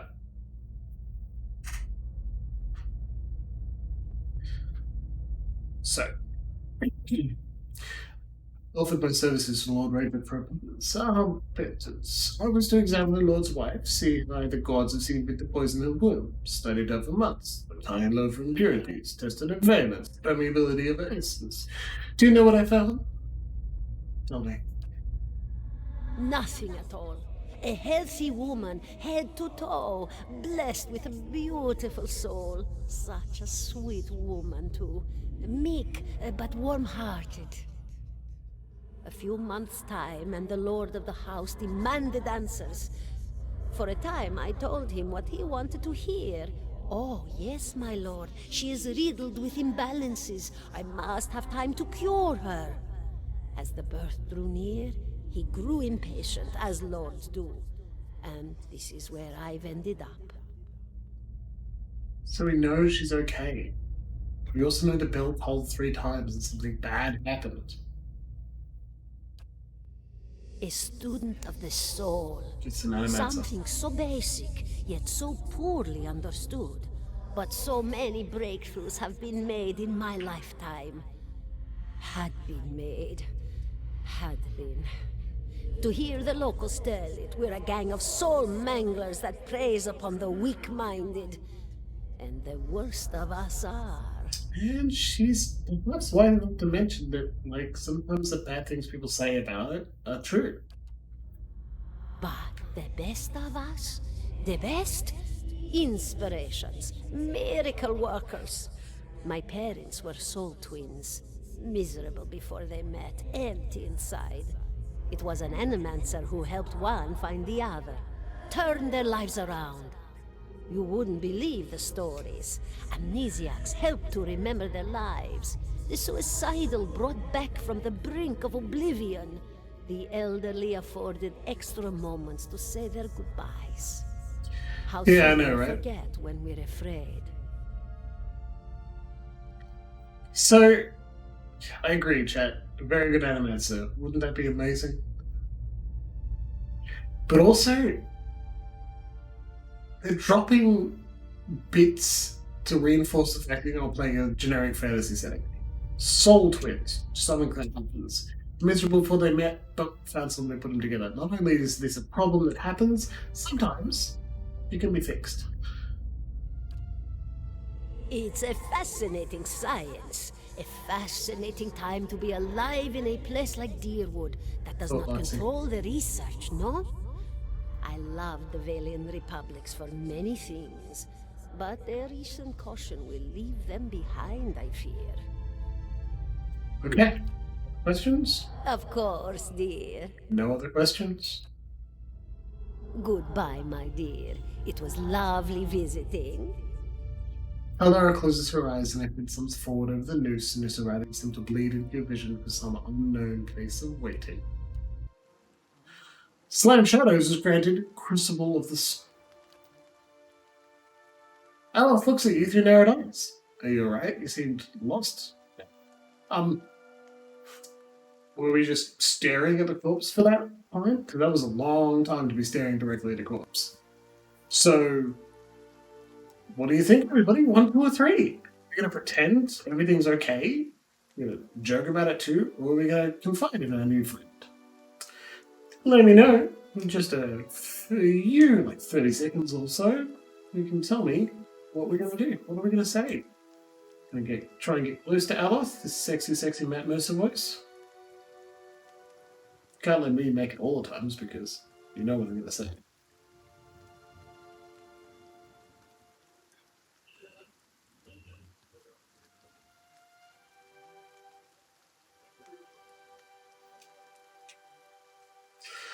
We got a hell of a hat, that's for sure.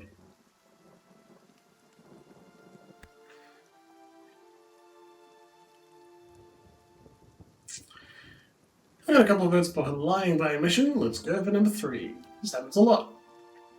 That's good to know, but I don't suppose you can tell me what that was about? Oh, look, that game makes us do something. Now we got a pick. Yeah, that is interesting. It gives you a sly grin, and I expect this is something to do with the hooded figure in the rooms, huh? Because we told them earlier. In any case, I appreciate your honesty. Since we're traveling together, it is probably wise for us to share these things. Okay, do you know anything about watches? I believe that they're rare and they seem to have unique insights into certain soul conditions. As he demonstrated. Let's continue on. New quest, the Old Watcher. Noah. Yeah. Also got this one here. It's upstairs. Haunted Black Manor. Resolve Youth. Look at that. Yeah. Aye? Huh?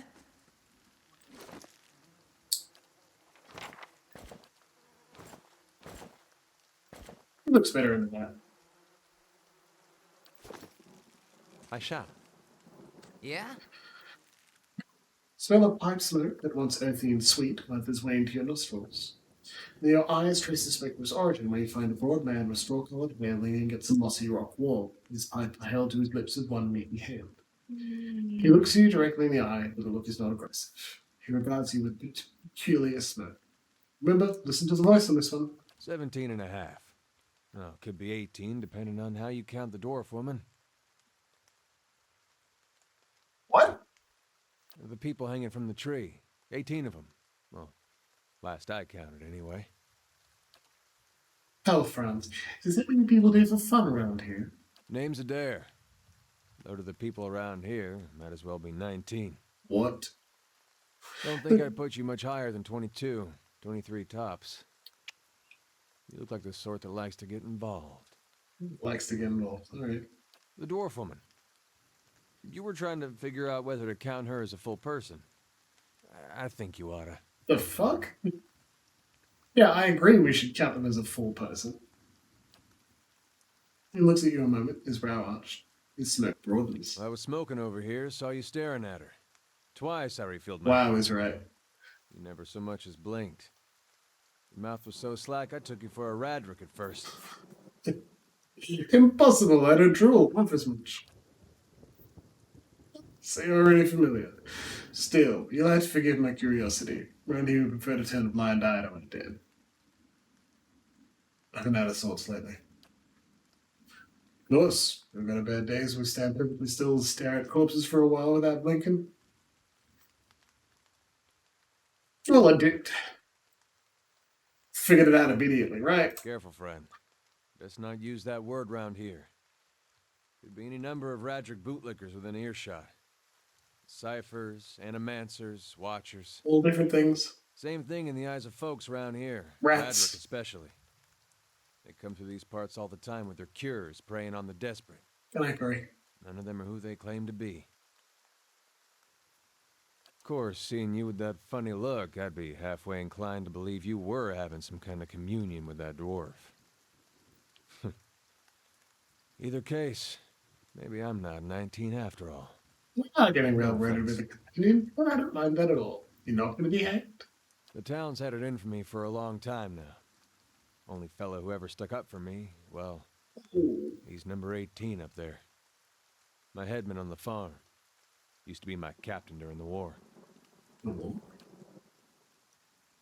Saints War. Only one in my lifetime. Pillar decides he's a living incarnation of Aethys. Overthrows Rainsaris, Mudges and Deerwood. So we gave him a Deerwood and hello. It's a Deerwood and hello. blew him up.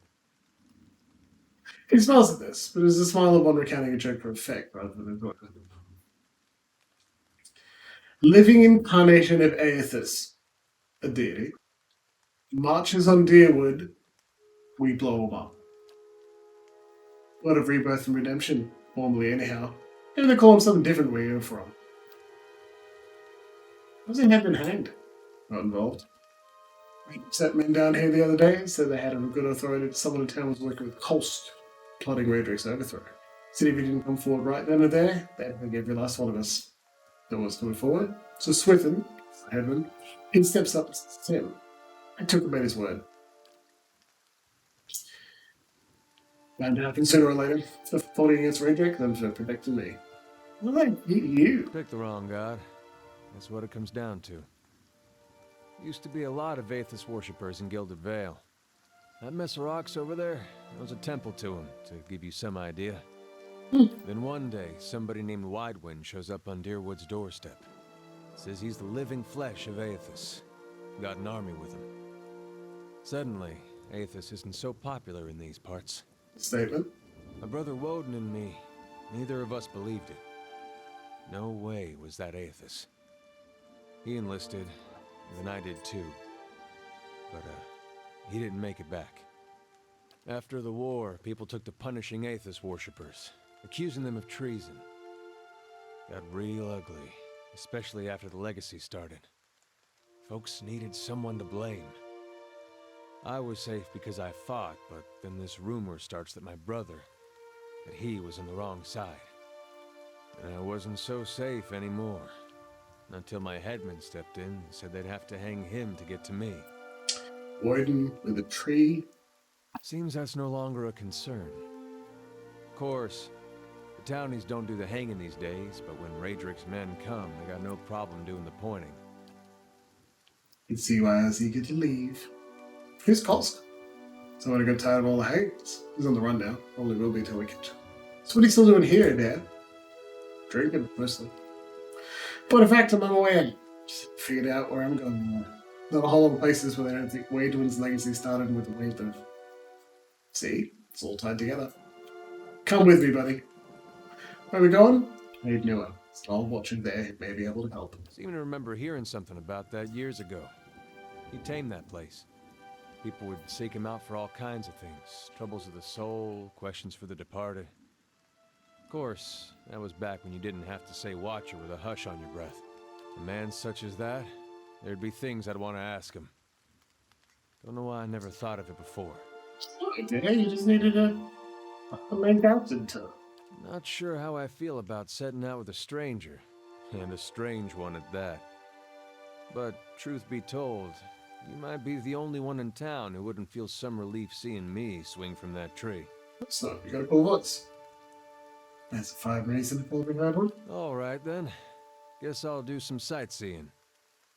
Long as you're not the one picking the sights. Bing bang boom. Hey. Anyone miss Kaliska? Because we got ourselves a fighter back! Meadowfolk, farmer, human. It's been in the party for 2 minutes. He's a cool guy. Glad we got a frontliner again. Boy, We're putting him on the front line. much. And my friend, I'm just gonna simply save. I'll be back in like 5 minutes. The stream is not over, but just to visit the bathroom. I won't be long. The whole time there'll be no game sound, and everything will come back up when I arrive. Okay? Sorry to do this, but I'll be back soon.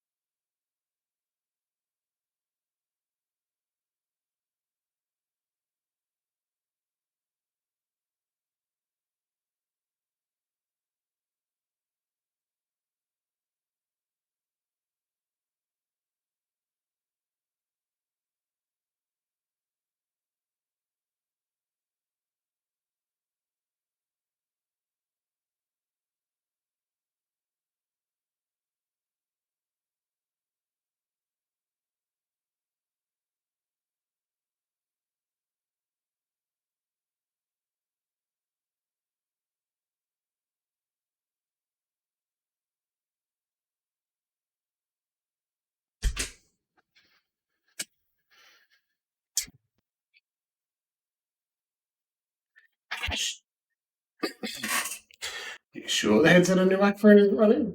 Microphone on your headset is running? Yes, and we're hoping. Anyway, it's everybody. And give a the pat, say hi to the dog, and we're back. We did some 5 minutes, so we'll just dive about for a little bit first, and then we'll continue.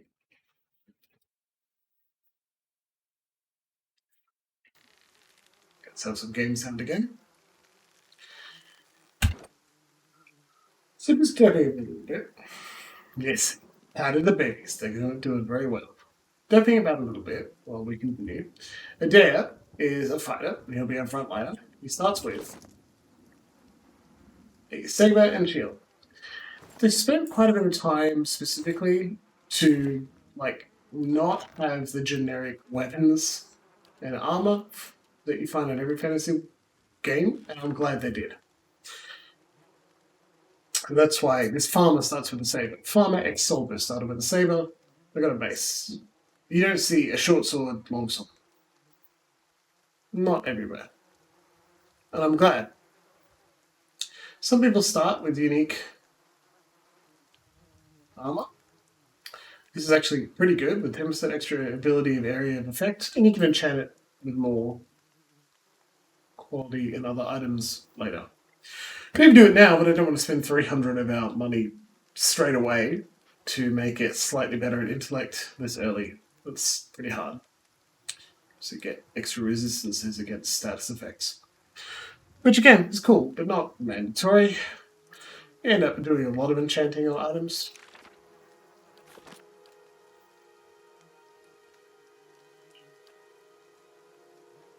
Light armor. Yeah, we sold it. One of the special items Adair has, not only an Aethosian cloak, cape, remember? But also he has a Saints War armor, which is specifically about the armor he wore during the Saints War. It's dark color as unusual, as in its power. It's pulled him from the brink of death on several occasions, and no one else has ever handled it. He has no idea how it became enchanted. Grants second chance, revive with extra endurance. Once per rest. That's great. Hell yeah, we want that in our front lineup. That's probably useful. Good lord. Much better than the stuff we have. Even Adolf's armor is just 10% extra area of effect. Still good though. Hey.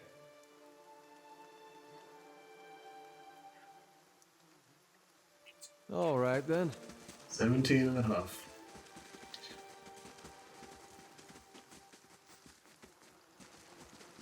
Apparently you can't walk over that brick to loot this. Let's see that we can go in to the temple. I don't want to do that just yet. We'll come back and do it soon.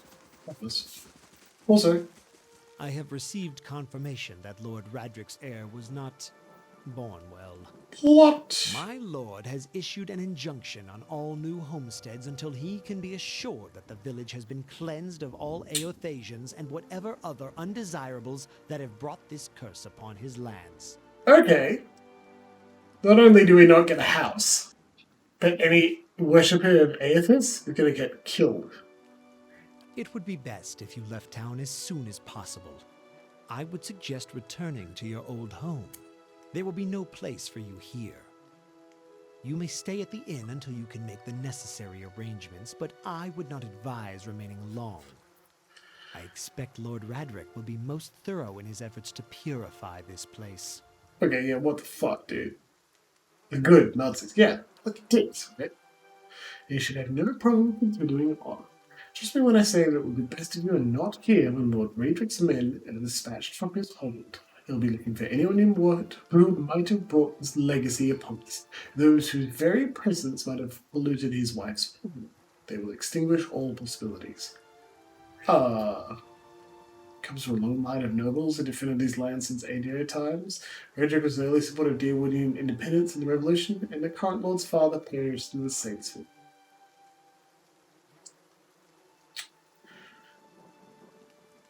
No, the problem isn't solely Radric's dick, but I bet it didn't help. Paulborn began appearing as he would shortly after Saints War's end. Lord Raedric he's taken upon himself to purge his curse from Gilded Vale. His measures have been severe but necessary. Pfft, bullshit. Unfortunately, it doesn't appear to have been enough to protect his heir. The Saints' War. Our age is the most egregious example of the man's madness. 15 years ago, the people of Raid Ceres decided that Waidwin, their living saint, was a literal reincarnation of the god Aethys. The supposed saint took it upon himself to liberate the Deerwood, supposedly from allegiances to less worthy gods, but I'd never known an army to conquer a land for its people's good. I think that's a good point, right? Still, I'm gonna be Aethys. Man, that would suck. We got blown up. The war lasted about a year, and you can guess what the year did to the worship of Aethys in the Deerwood. You worship Aethys, you die. Lord Raedric's forebears had all been Aethosians, but after his father fell defending us from those fanatics, he personally saw that the Temple of Aethys here in this town was shut down. Here, have any other questions? Just ask. Alright, tell me about the town then. Frontier village, hasn't grown much. For reasons. Indeed. Okay, so why is the population shrinking? Because no children. No mothers of hollowborn to be allowed in Gilded Vale. Dealt swiftly with the objectors. Maybe harsh, but just purges us of this curse. This is not worth it. Like, is it working? Clearly can't be working, right? It's like awful. It's left of the temple. The bade worship of the dead god after the Saints' War. It's been abandoned for 15 years. It was rededicated to Barrett, the god of life and death. Abandoned because some nice lord decided to pull it down because he was scared of its god even after it died. Barrett's a good choice, though. I like it. Barrett believes in cycles. I like to think that what's happened to that temple will get repaid someday, too. Adair clearly likes Aethys. Much better than that. Okay. We've exhausted all dialogue from this dude. What do we do now? One moment. Aethys. Hey. Settling in? Yeah, people are good. Oh, okay. It is fucking freezing in here. I know, intentionally. It's great. Awful. Okay. So we promised we'd go talk to this guy. Please ignore the yelling kitty. He's a sweet kitty, he just wants things. Okay, trouble. Well met, friend. Look, chat, I agree. I'd love to burn down the Lord because he's doing stupid things for literally no reason and taking it out. Right? That's terrible. I just don't think we can take him yet. What I promised is I'd say hi to Emma for us. Chat says hello. Chat. Hello, chat. Okay, so what are we doing? Mama. He says you're treating farmers unfairly, raising prices, giving them running grain. No, let him. Saying nothing else for days now. Man's delusional. You want spring, like to pay for it. We're not strong enough to threaten, or probably threaten, resolve whatever that is. All we can ask is what's going on here. Where to begin? Swain has whipped them up into a froth, going on about the grain stores. Claims I've hidden away most of it. All I do with the grain is sell it. I can't grain it out of thin air, and I can't hand it out for free. I pay the farmers for the crops they bring in, and I sell what comes out of the mill. Most of it goes to the Black Hound on the west side of town. For ale. And you sure don't mind that part. You take a look at the fields on the way into town? I did! Oh, crop sucked. And he agrees. It's going off.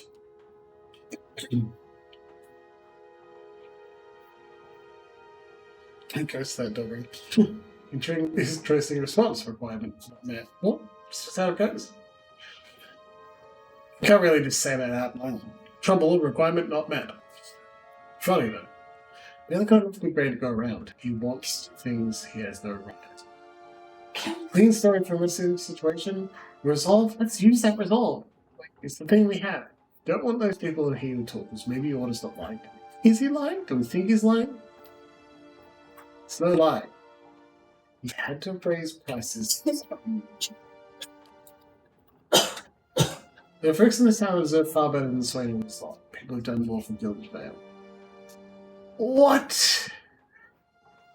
Intellect 2, 12. You would like the magistrate? I wish it was going to the doggo. I can't do anything about that. That's just the way it works. Maybe things are different elsewhere. Here, Redrick's men, they keep the village safe, so they eat well. What did the magistrate do for us except explain shit in a snide manner and then threaten us? Power, man. Not waiting outside to burn down your home.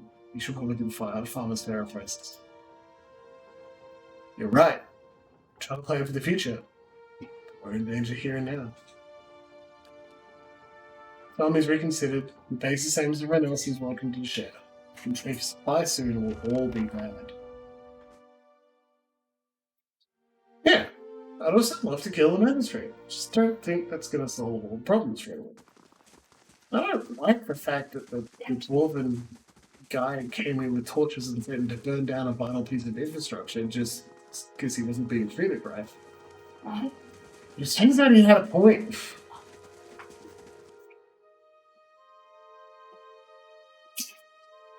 Sucks that the magistrate's getting better prices. Doesn't deserve that.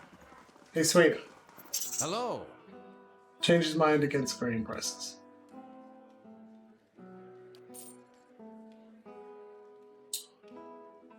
Ten copper. Bit of experience. Completed a quest. That's it. We solved that problem. Welcome. Solved in some way.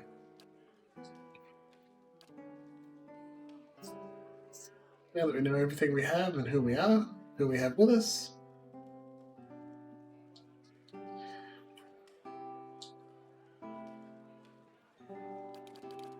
just doing a single thing. Find us a bit of treaty treats before we leave town.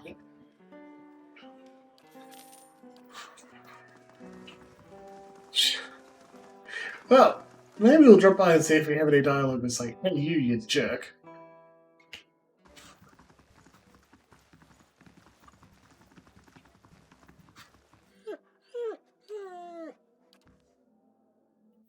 Let's go to pat the dog. No, you're not. She's here. Gonna pat the digital dog. Yeah, that's better. Alright, magistrate. Did the dog eat all the bread? Maybe. He's the real villain. Nothing we can say. Right. We'll get ourselves a bit of an adventuring party. Let's get out of here.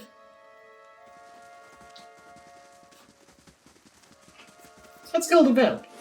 So remember I was saying that we'd spent a bit of time talking about like how to set a scene and why that's a good representation of the world. Like, that's setting, right?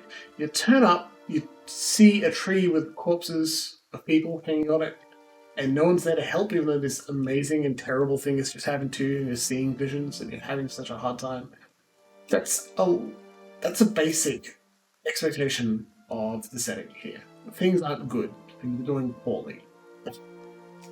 Everyone's in a lot of trouble, and they're very stressed about it, and a lot of people are taking advantage of the situation, and others are just trying to survive. It's worth keeping an eye on that, because that should be considered the default of what the world will be like. And that changes slightly over time, and means when you run into someone nice and NPC who actually wants to help, they stick in your mind more. 4 hours. Let's go. The baseline expectations of your setting allow you to tell your players when something's different. So,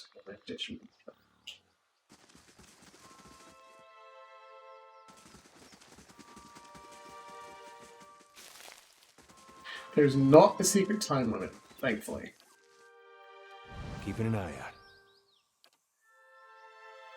Not a secret time limit, which is good. It just, some things, it's about you getting tired, and some quests that happen with your keep that we don't have yet.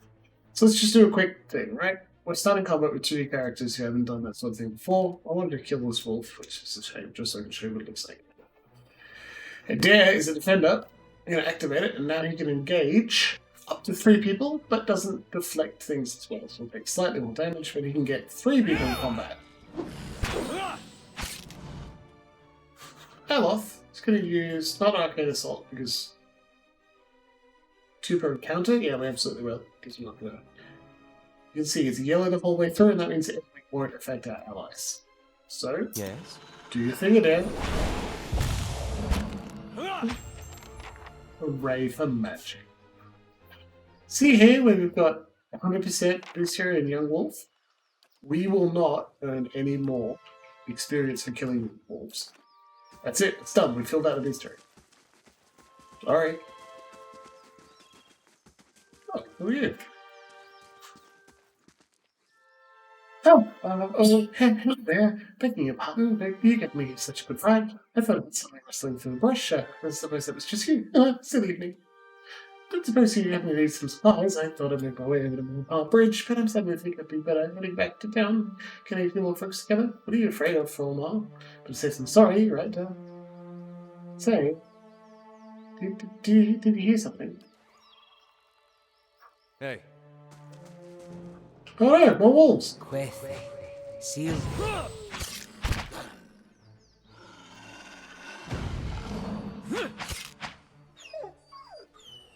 More experience for wolf, right?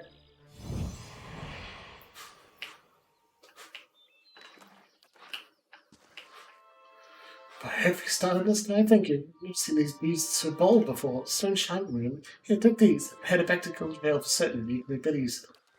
Cool. Alright. Yeah, we'll bring that in. You are totally right. It is kind of sad that we have no women companion yet, and the next one we pick up is also a dude. Queth. So here's a wolf. Again, this is not a young wolf. I want to dare to engage them first, so that he can take for us. Seal this. Me too. These are not young wolves, so we're going to get experience. So now we've got multiple enemies to fight. Crucible Assault, gaining endurance for unraveling enemies. Let's not use that just yet. Now that they're engaged, we'll try and fight. Oh, this is some new wolves. Now we've got more of them. Let's use Arcane Assault again. That's good. Let's do it again because we want to damage these as much as possible.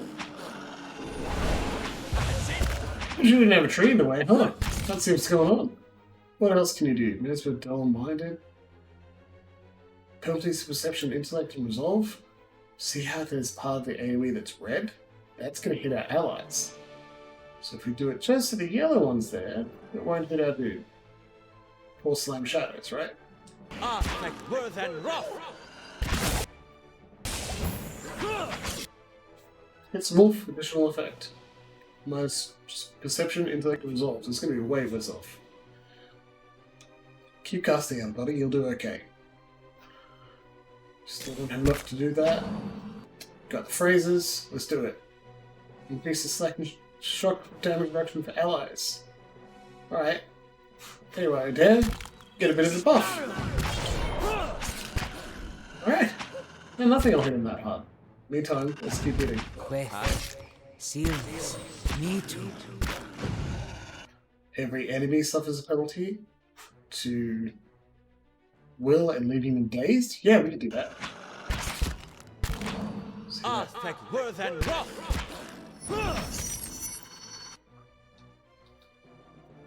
One miss, one graze, one hit. That one's dazed, that one's not.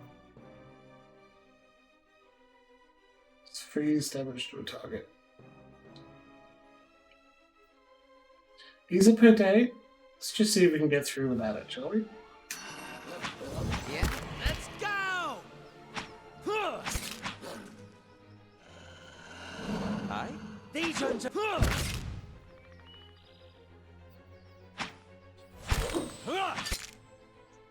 And... stop. Yeah! Boost your progress again. So we've got some for killing the wolves. It's completely pointless, but the young wolves didn't give us that experience. Friendly fire. Yeah, it's friendly fire for some spells. You can reduce the area of the red circle and increase the area of the yellow circle by increasing intellect. It's one of its main benefits. If might gives extra damage to your abilities, intellect gives you extra AoE. Do 6% area of effect duration and safe. You know? Hey.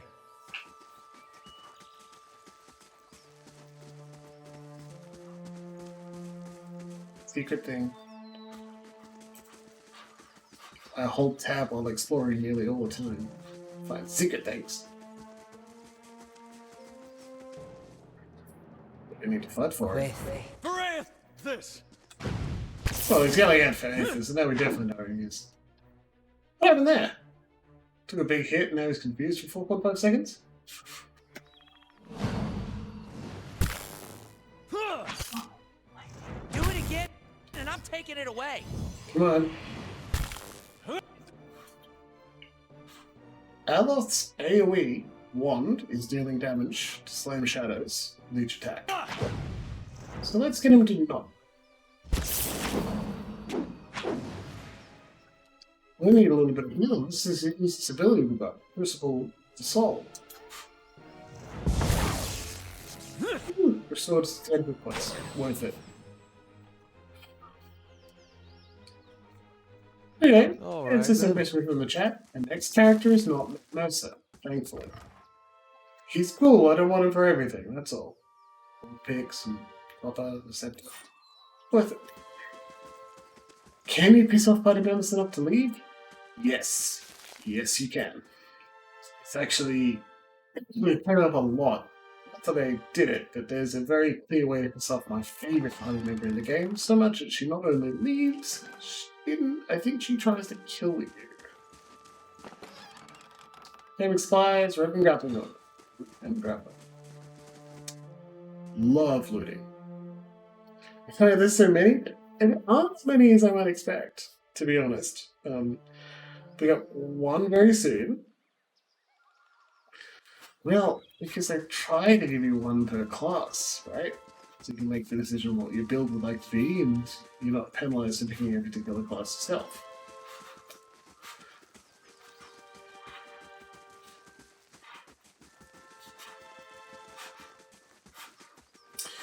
Balls get us a lot because they die a lot.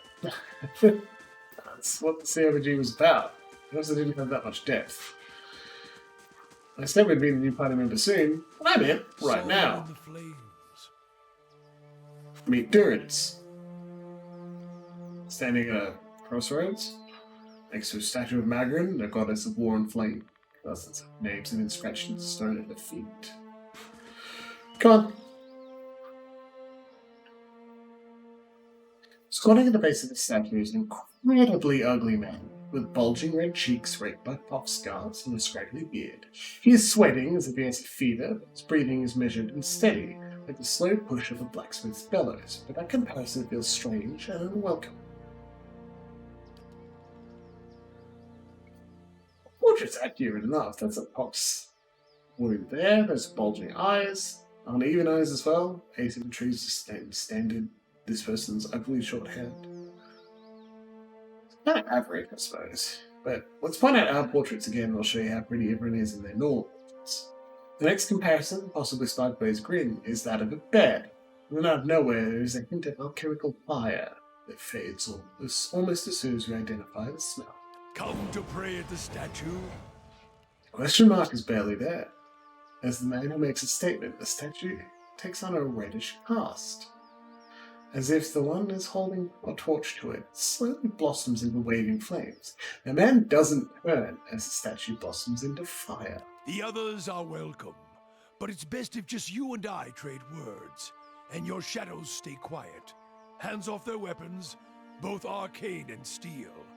It's only you I want to trade words with anyway. Iron Bear Trap smile. I swear before the whore that is Margaret, no harm will come to you in her shadow. If that's enough of a promise for you. The goddess If Margaret. not, Staff rests easily in his hands. It wasn't there a moment ago. Margaret, requirement not met. Margaret, requirement not met. Do you think one of those would be, hey, don't call my goddess a whore, what is wrong with you? Probably. Jeez. Strange choice of company. Stone seems cold comfort. That's gotta be sarcastic, right? The stone is literally on fire. Do you have to pick a god you worship? I am a priest. We don't worship anyone specifically because we're a chanter. Picking a priest, like, one class and depends on the divinity you worship, right? That feels low for dialogue options, but like if you're making the role-playing choice to worship a divinity, it should come up a lot. You've dedicated your life to this. It's your job. You do nothing but that most of the time. It's how you express your faith through your life. It's how you get your magic. It should come up a lot. You're willing to let that in interesting ways, right? The man smiles slightly at your words, then nods, never taking eyes off you. I could do better, though the road holds little else. His eyes run the length of your frame, and he follows it with a sneer. Until now. The world holds many whores we worship. Respect comes with honest titles. I bet even you have gone against instinct in exchange for a little copper. Or paid for such in countless ways. Yeah, kind of gross though, dude. But if I give offense, if words are all that are left to a man, then why in the Deerwood of all places he should have leave to speak them? Alright. Is he propositioning me? I mean, he's not holding out copper to me yet. I might. We kind of need the money. Examine the statue. The weaving firelight from the statue gives off no heat, so much so that you wonder if it is some trick of the mind. The ugly man before you doesn't seem to notice it or feel it, but the shin on his brow is still present, as if it's burning up from within. But let's look at it. The sudden weaving flames from the statue of Maggie cast more light on his features. The man's robes are dirty, stained with grease and other marks of the road. The hems of his robes, including the sleeves, are burned at the edges, as if he walked a great distance across a fire and reached into the flames with his hands to pull something out. But while his hands are thick and callous, they bear no burn nor scorch wounds. Let's look at the staff. The staff looks thick, stout, and blackened ash once burned by a terrible fire. Beneath the ash, the lines in the wood bear shapes and patterns, and there is a certainty the staff was once something far more dangerous. But not now. What certainty that it was more dangerous before? How do we know that? As you study it deeper, it shimmers slightly in your eyes, like water catching the light weaving across the statue. Whatever power was bled from the staff, it doesn't make it or the wielder any less dangerous. You look up to see the man watching you studying the staff. As his gaze meets yours, he nods with a humorless smile. So look, now we talk to him or we leave. I don't think we're railroaded into taking Durance. I don't think we have to have him long. I want him because I want a priest, and not a nice character. I like Adair. I like Aloth. A lot, both of them. I don't like Durance. I want him in the party. I didn't give it. You probably find names as useless as I do. The names that litter this world like debris are hard enough to wrap around the tongue. And what do they matter? Exactly, Luxie. It's what's beneath the skin and the letters I care about. What burns within. It's more important to me you're a watcher than whatever culture or accent decorates your letters like awkward crowns. Take pride in your actions, not where you hail from. Or how your name rolls off whatever liar's tongue coats it now. You knew we were a watcher. If you need a title to hang on me to match your own watcher, then call me Durance. And as you observe souls, I test them. Test souls?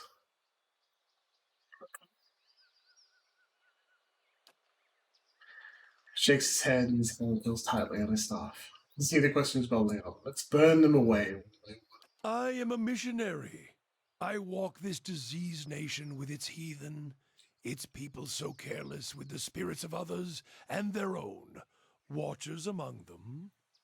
Yes, I know you for what you are, and your name doesn't interest me. Names are for honest folk, and you are a crack that shines light from another place. Not a nice character. He's a jerk. We're meant to travel together, you and I. Saw you in the flames. Not your face, but that soul of yours. All tightened up, like a huntsman's knot. He saw our soul in the flames. There's things we can teach each other. if you're in need of answers to your mantle of questions. I don't force my words on anyone other than you. I don't care who walks with you or what their mewling problems and politics are. There's enough howling in the world without me stoking that fire. I won't take from your provisions, don't need much on the road.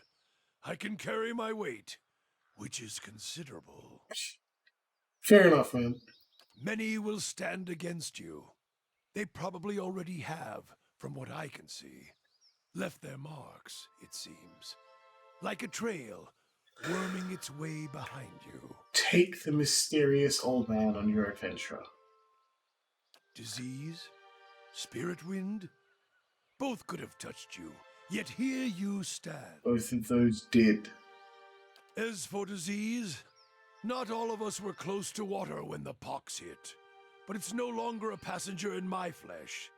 It left its marks as well.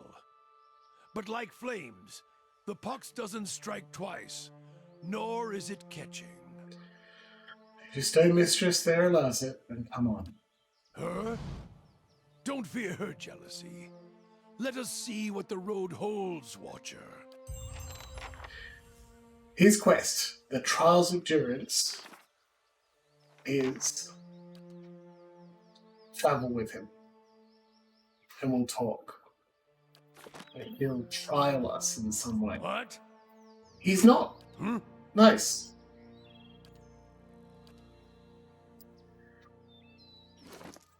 We'll talk to party members. Who's away?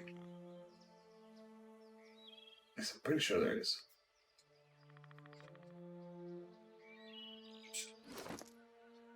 Hell yeah. I think we talked to them Huh?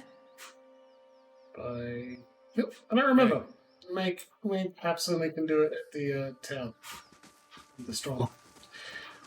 Now, I'll pull open the world again in a moment. But essentially our next goal is to go to Cave Noir. I don't want to go there just yet, because we're at 2 hours and 12 minutes, and I'm going to end the stream about 10 o'clock, maybe a little earlier. My voice gives up, and it's complaining a little bit. We're going to explore this map.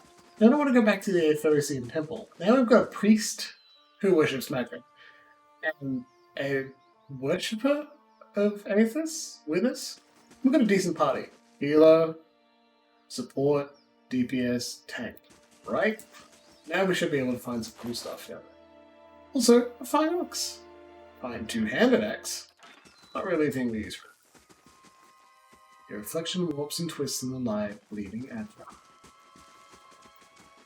What? Some people have those star equipment that's special. Durance's is his stuff. Extra reach, 25% burn damage. It's interesting. Hey.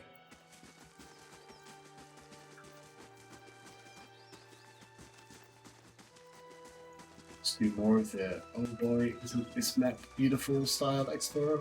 Isometric exploring. Whoa! Forest troll. This is gonna be hard. Okay. Durance can restore endurance and cast some spells. Inflicting bird damage or lowering deflection. Good thing to cast straight away, right? I'm going to be casting things that will need that to be lower. This is an AoE, so let's not cast that until we know our ally is going to end up.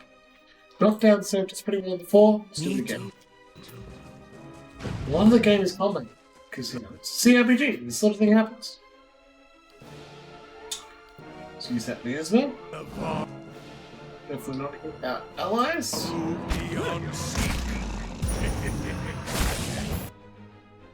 Chuckles. Very cool. He's cast it.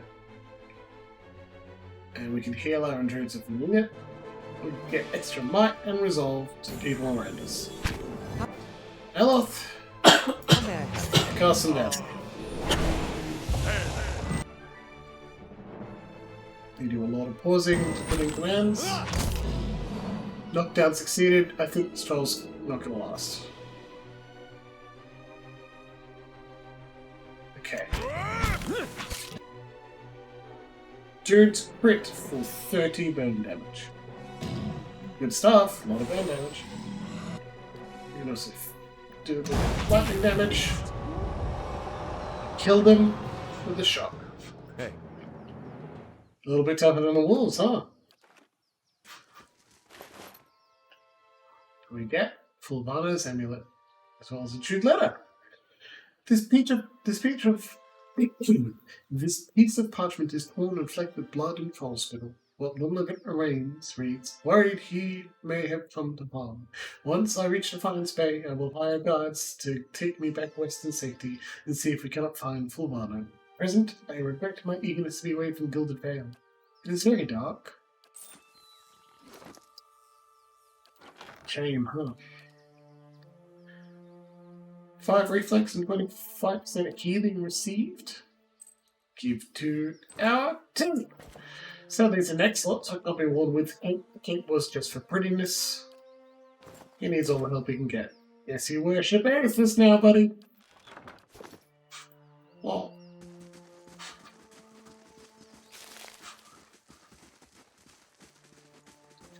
We do a little adventuring. Hee hee hee ho ho ho. Maybe if we were a druid, we could talk to that deer. If only we picked the right class.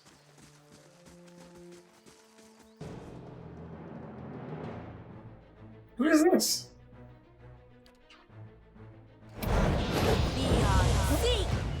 Caster of some sort. Terrible.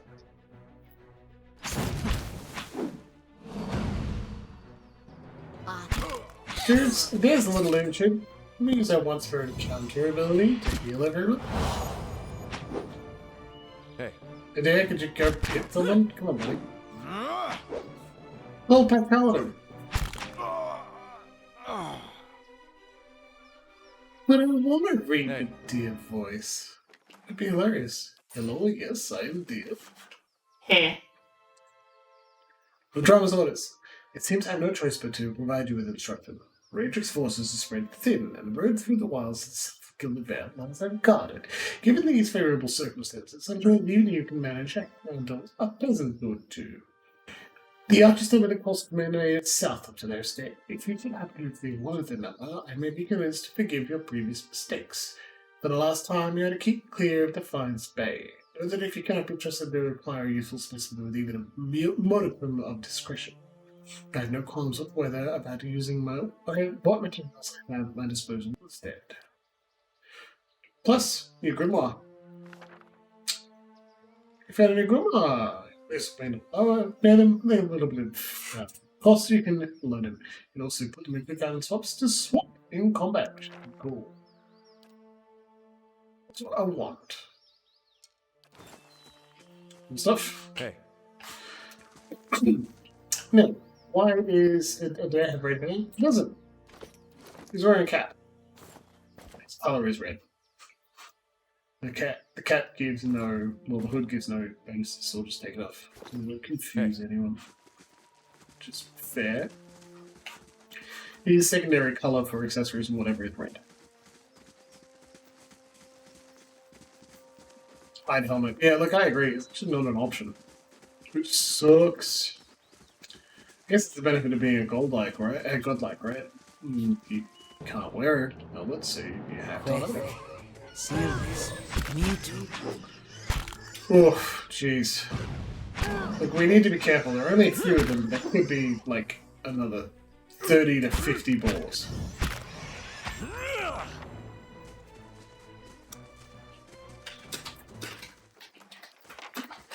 Very adventurous. Like, random encounters happen. That would take 20 minutes or so in an actual D&D game. A lot of other games, right? So, taking advantage of what video games can offer, i.e. faster combat where a lot of math is automated, is worth doing. Basically, fun stuff with combat that you don't have to get, say, 3 other people to do if they're not particularly interested. Lean in on the advantages of the medium. Back to Gilded Vale!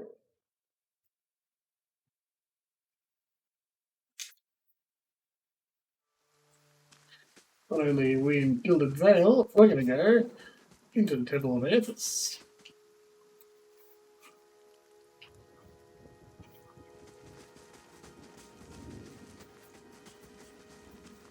I got a feeling the Piglet's seen worse, right?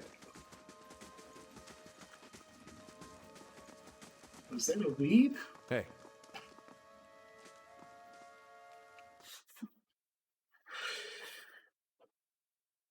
Dungeon, dungeon, dungeon. Dungeon, dungeon, dungeon. See? Rising Sun, 3 Dawn Stars. Temple of Aethys. Of course. I haven't been in here for, must be 5, 6 years. Used to be real nice. Bright. Warm. I'm sad. I'm sorry, Adair. Who's this guy? The man lies resting against the wall, lit by the dim illumination of fading sconces. His gaunt, fox-like aspect. His face is pale and damp with sweat. One arm is held loosely against his side, sleeve soaked with blood. He gives you an anxious glance as he near, his features twisted with pain. Have a care if you mean to go in. He casts a quick look towards the doorway to his left. This place is not so empty as I thought.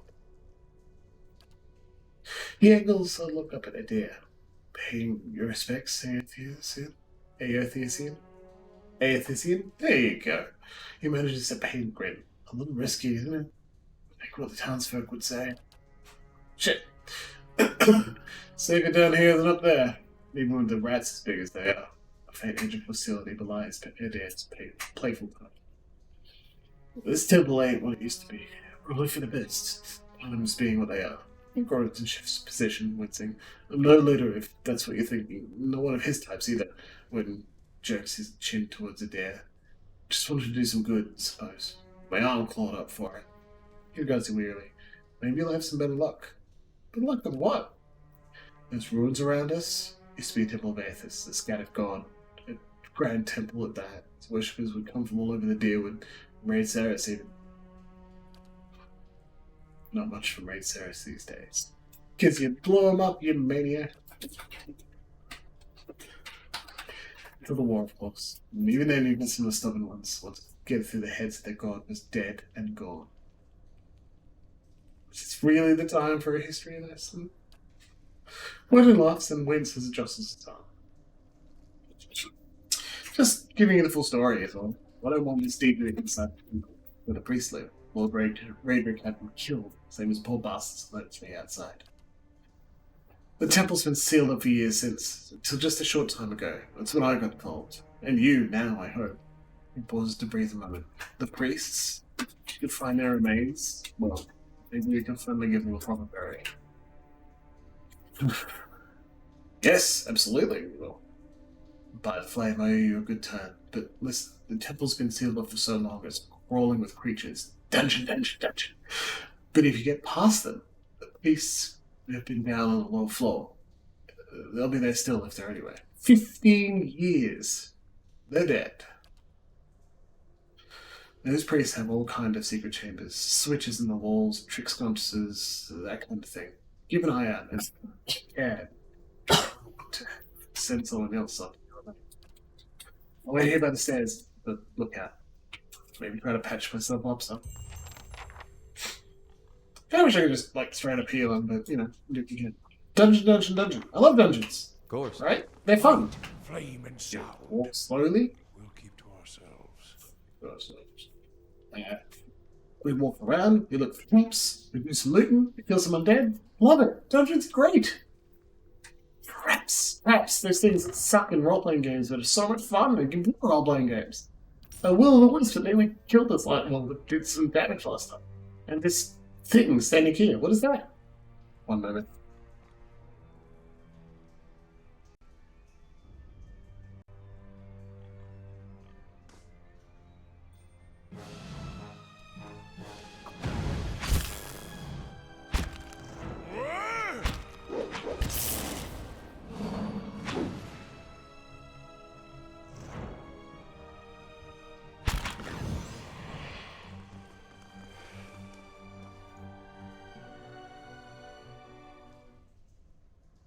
All right, then.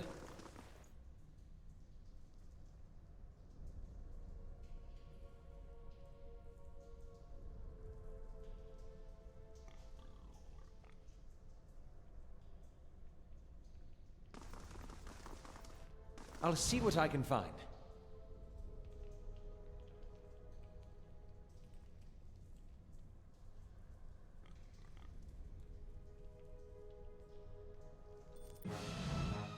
Quefe.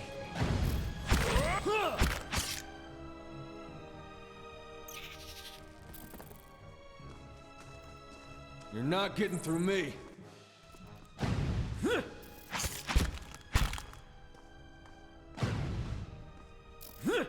Quefe. Sealness. Me too.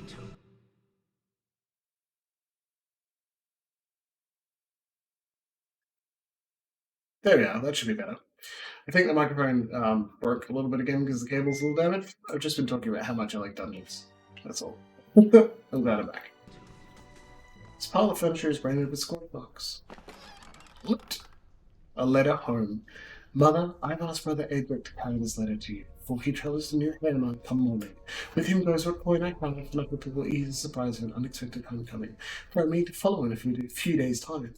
Our village is much changed, and though I do not wish you to worry, I do not feel it is safe to remain. I know Retrix of the will not approve, but let it trails off.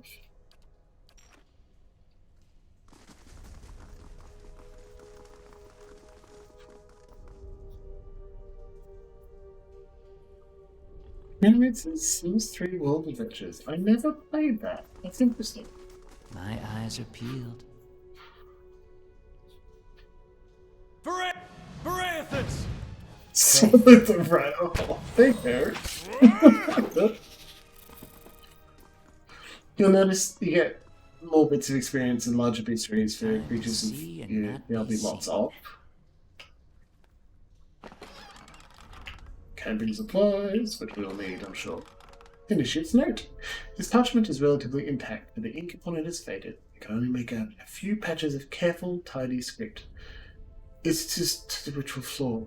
Retrix Abrica, the blasted, doomed Moor, says that redemption for even those who got and struck the largest bell first rather than second.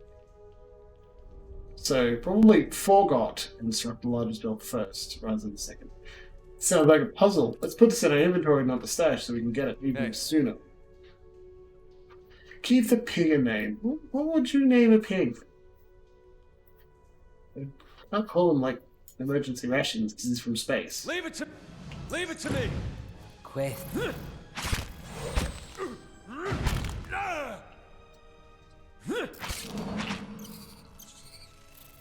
Oh, Jonathan. Now that's a strong sell for a name of a pig. Time to see and not be seen. Quest. Handy Hambini is also pretty good. Hamnathan. The pig's name is Hamnathan. Just put it in chat now. Hamnathan. Hamiel also good, but Hamnathan. That's my goal. We're doing it. Oh no, a spirit! The nearby crystals light the mosaic floor in shades of orange. At certain angles, the metallic symbol beneath your feet gleams gold. As you look on, the air shimmers as if with summer heat. The very dust and air seems to pull together until a thin, glowing mist appears before you. In its rippling gleam, you'd sometimes think you can see the shape of a man, features rendered in broad strokes of air and smoke.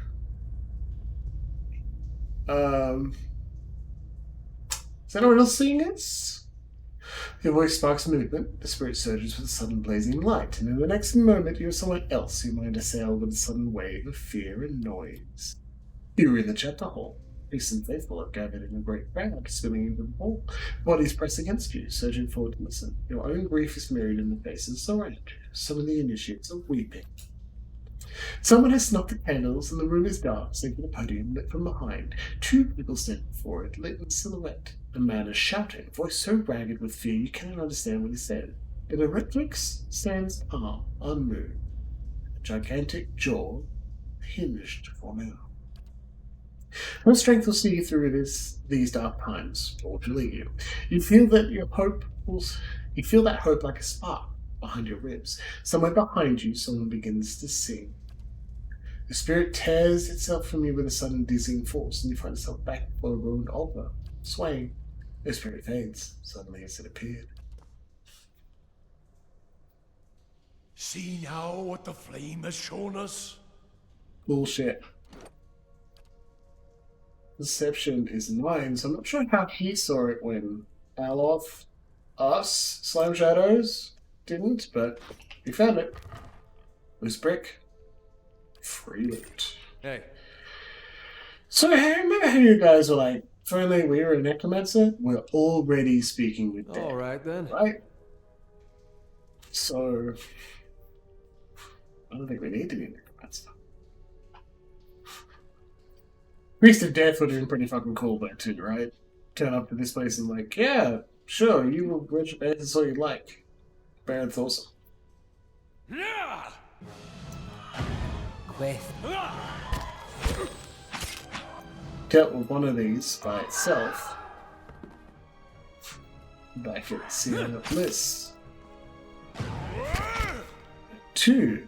There were 3 of these back then. Queth. Sealmas. Me too.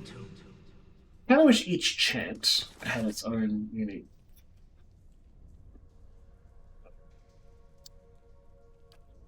voice line, but it doesn't, sadly. Dungeon Road. This is cool. I might read that if it comes up. I'm going to keep all our books. I'm going to tell them all. Hey. Just in case we remember something. Hold on, we'll read the whole thing. But again, I'm not losing my voice, but it is certainly working relatively hard to keep going. What an extraordinary long it takes. It's a whole book! Come on! Fine song. Let's actually look at our inventory, because the dare has a saber, one hand. He has recovery. Doesn't have a talent specifically with swords yet, which is good because I choose to roll 1. Let's give him a fine sword so that his damage won't go up. Or it'll go down slightly. Oh well. But accuracy goes up a whole bunch. He's not a damage dealer. It's a tank. I want him to hit. Hey. Having a shield lowers accuracy, which is interesting. Idea in customs. Ooh. If we read this, I should do it in Aloth's voice.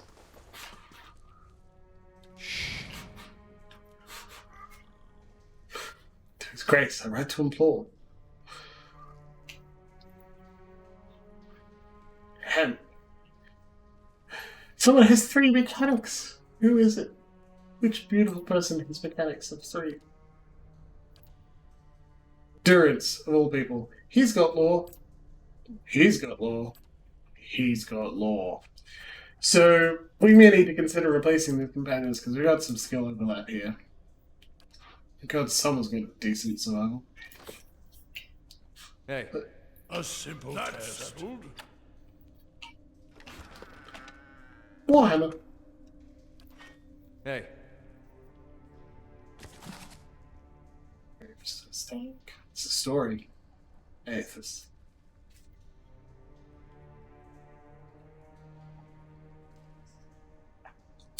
Aethys, Hylia, Galloway. It's a story about divinities. Captain. I gotta stop it. In the Book of Verses. This one didn't open to like another type of book. This is a quest title. Small volume verses and psalms are somewhat padded, so this thing used to be carried as one's person. The pages are dog-eared and worn, 12 threads which form the title of the book have begun to fray. The book tends to open to a particular section where someone has marked a verse with a small block of ink.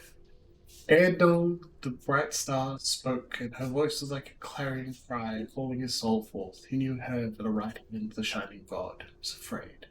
"O wanderer, hear me," she spoke. "You are known to us, and your deeds put you far from salvation." And he wept, for he knew that his sins lay bare before this great illumination. Then Zargam spoke, and his voice swept forth the heat and force of the bright day's sun. "Weep not, for the child of light has forgiveness even for you, if you will embrace him." Humkir knelt before them and resolved to save himself, and asked what he must do. And Mordegon spoke. Her voice was like the songbird's final hymn, bidding farewell to the day's light. "What darkness lies within you, you must cast into his light. Your sins will be burned from you until you are newly formed. reborn into his keeping. So spoke Modegund, but ere none warned, saying, You have walked all these years into darkness, must now return. You'll find the path up treading fire, but at every step you'll be tempted to turn away. But no harm will come to you if you keep your faith. Cool. That's Buddha verses. That's that one. Greatest mistake. Hey. I like that you're all still naming my pig, but I like Amundsen. In deference to our good friend, Deadly Steve Hardy, who finished Vampire last night. Congratulations. Oh no, they started to dare. Wait. Francis!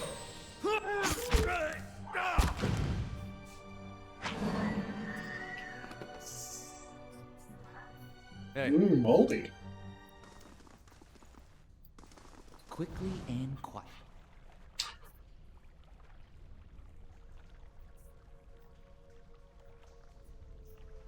Such tiny beasts.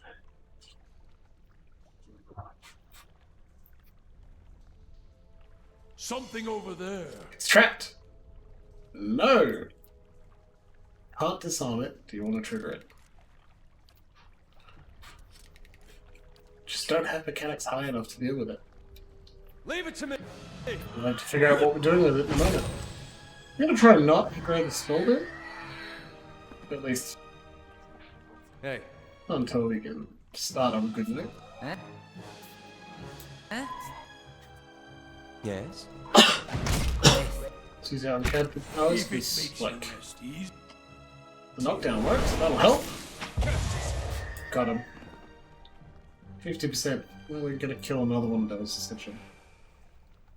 Hey.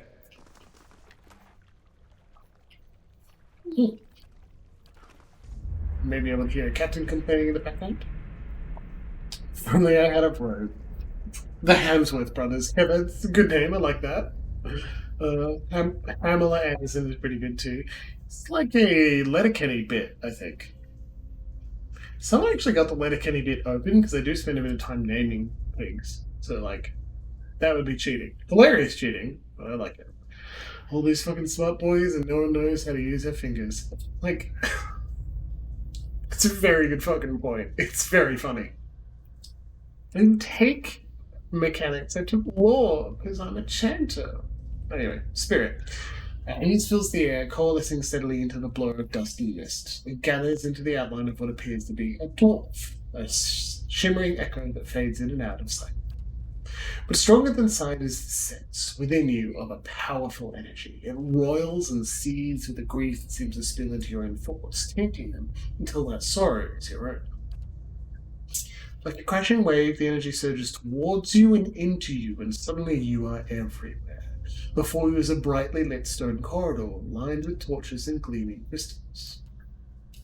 You're running, your footsteps echoing off the stone around you. You forgot to tie your sandals and they're slipping from your feet, fouling the steps. You're late again. The right's going to begin with, and can anybody hear, Captain? That's ridiculous. Little kitty. Calm down. Come on, buddy. I have a piece of toast in my mouth. How dare you? Alright, very mean, but not bad. Letterkenny is a cool TV show about Canadian rural folk. It's very funny. It's a very well-written comedy. Poor Captain. He just wants to go outside, not letting it. So I'm going to try and rub his cheeks, and maybe he'll like it. You hear the tolling of a bell, and your spirits lift. Recognize the familiar warm tone of the right hand, representing the first of the dawn stars to appear in the night sky, and the last to fade in dawn's light. You think fiercely that this is the first of the chimes and not the last. Lights fade, as does the memory. When your eyes clear, the spirit is gone. Okay. You've just been called dumpling head by the cute boy you dislike. Okay, so the right hand is the first of the dawn stars and last to fade, right? This is a puzzle. It's going to be a puzzle. Here's something that even tells us, buried secrets. It is a puzzle. Right? First and last of these tolls is the right hand. We picked up a note that mentioned to not ding one of them first. Ooh, amethyst. Okay. Let's do something silly, huh? I shall. Everyone who doesn't have a lot of hit points. Aye? Stand over here. Hey. Ow. 24 damage is quite a lot, right? But we're out of combat, so you'll be okay. He did lose that hit points as well, but not nothing. Cool. Max endurance? Amazing.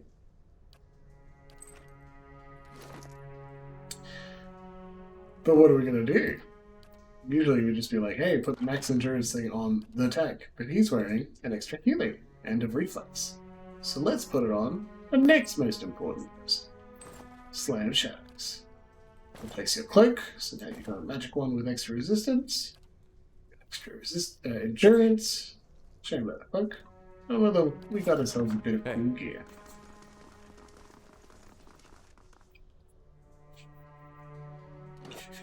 I'll see what I can find. Talking cat. Bells. We know the largest one goes twice. Health and endurance. Your health is 4 times your endurance. When your health hits 0, you get injured and you may die. If your endurance goes to 0, you get knocked out. Your endurance is restored after combat. Bell to door to Lawful is sealed with a self-found enchantment. There's a set of bells which may play a part. We know what's happening. Ring-a-ding-ding!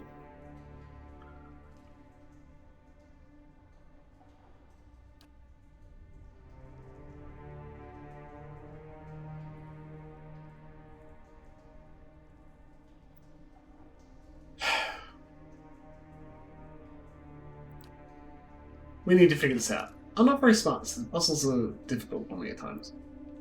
Don't need that. So, visit a spiritual floor, ritual complains there's redemption for those who forgot and struck the largest spell first rather than second. Oh no. Campanology, Carilionist. Again, I just said a few seconds ago I'm not that smart. So, this book opens to a particular section. Like, the bright star spoke a voice. The right hand of the shining god was afraid.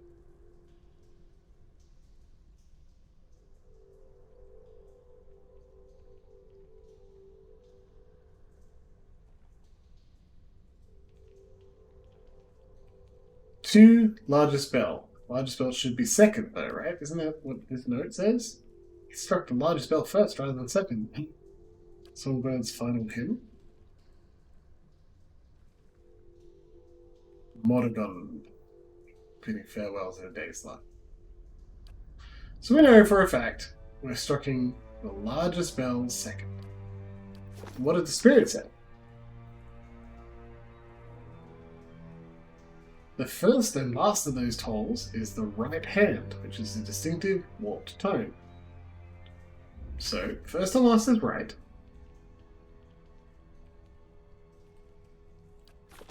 What we know. First and last is right. And we got this one second, so let's go right. Large. Smaller, why not? On the left. Songbird, and then right again.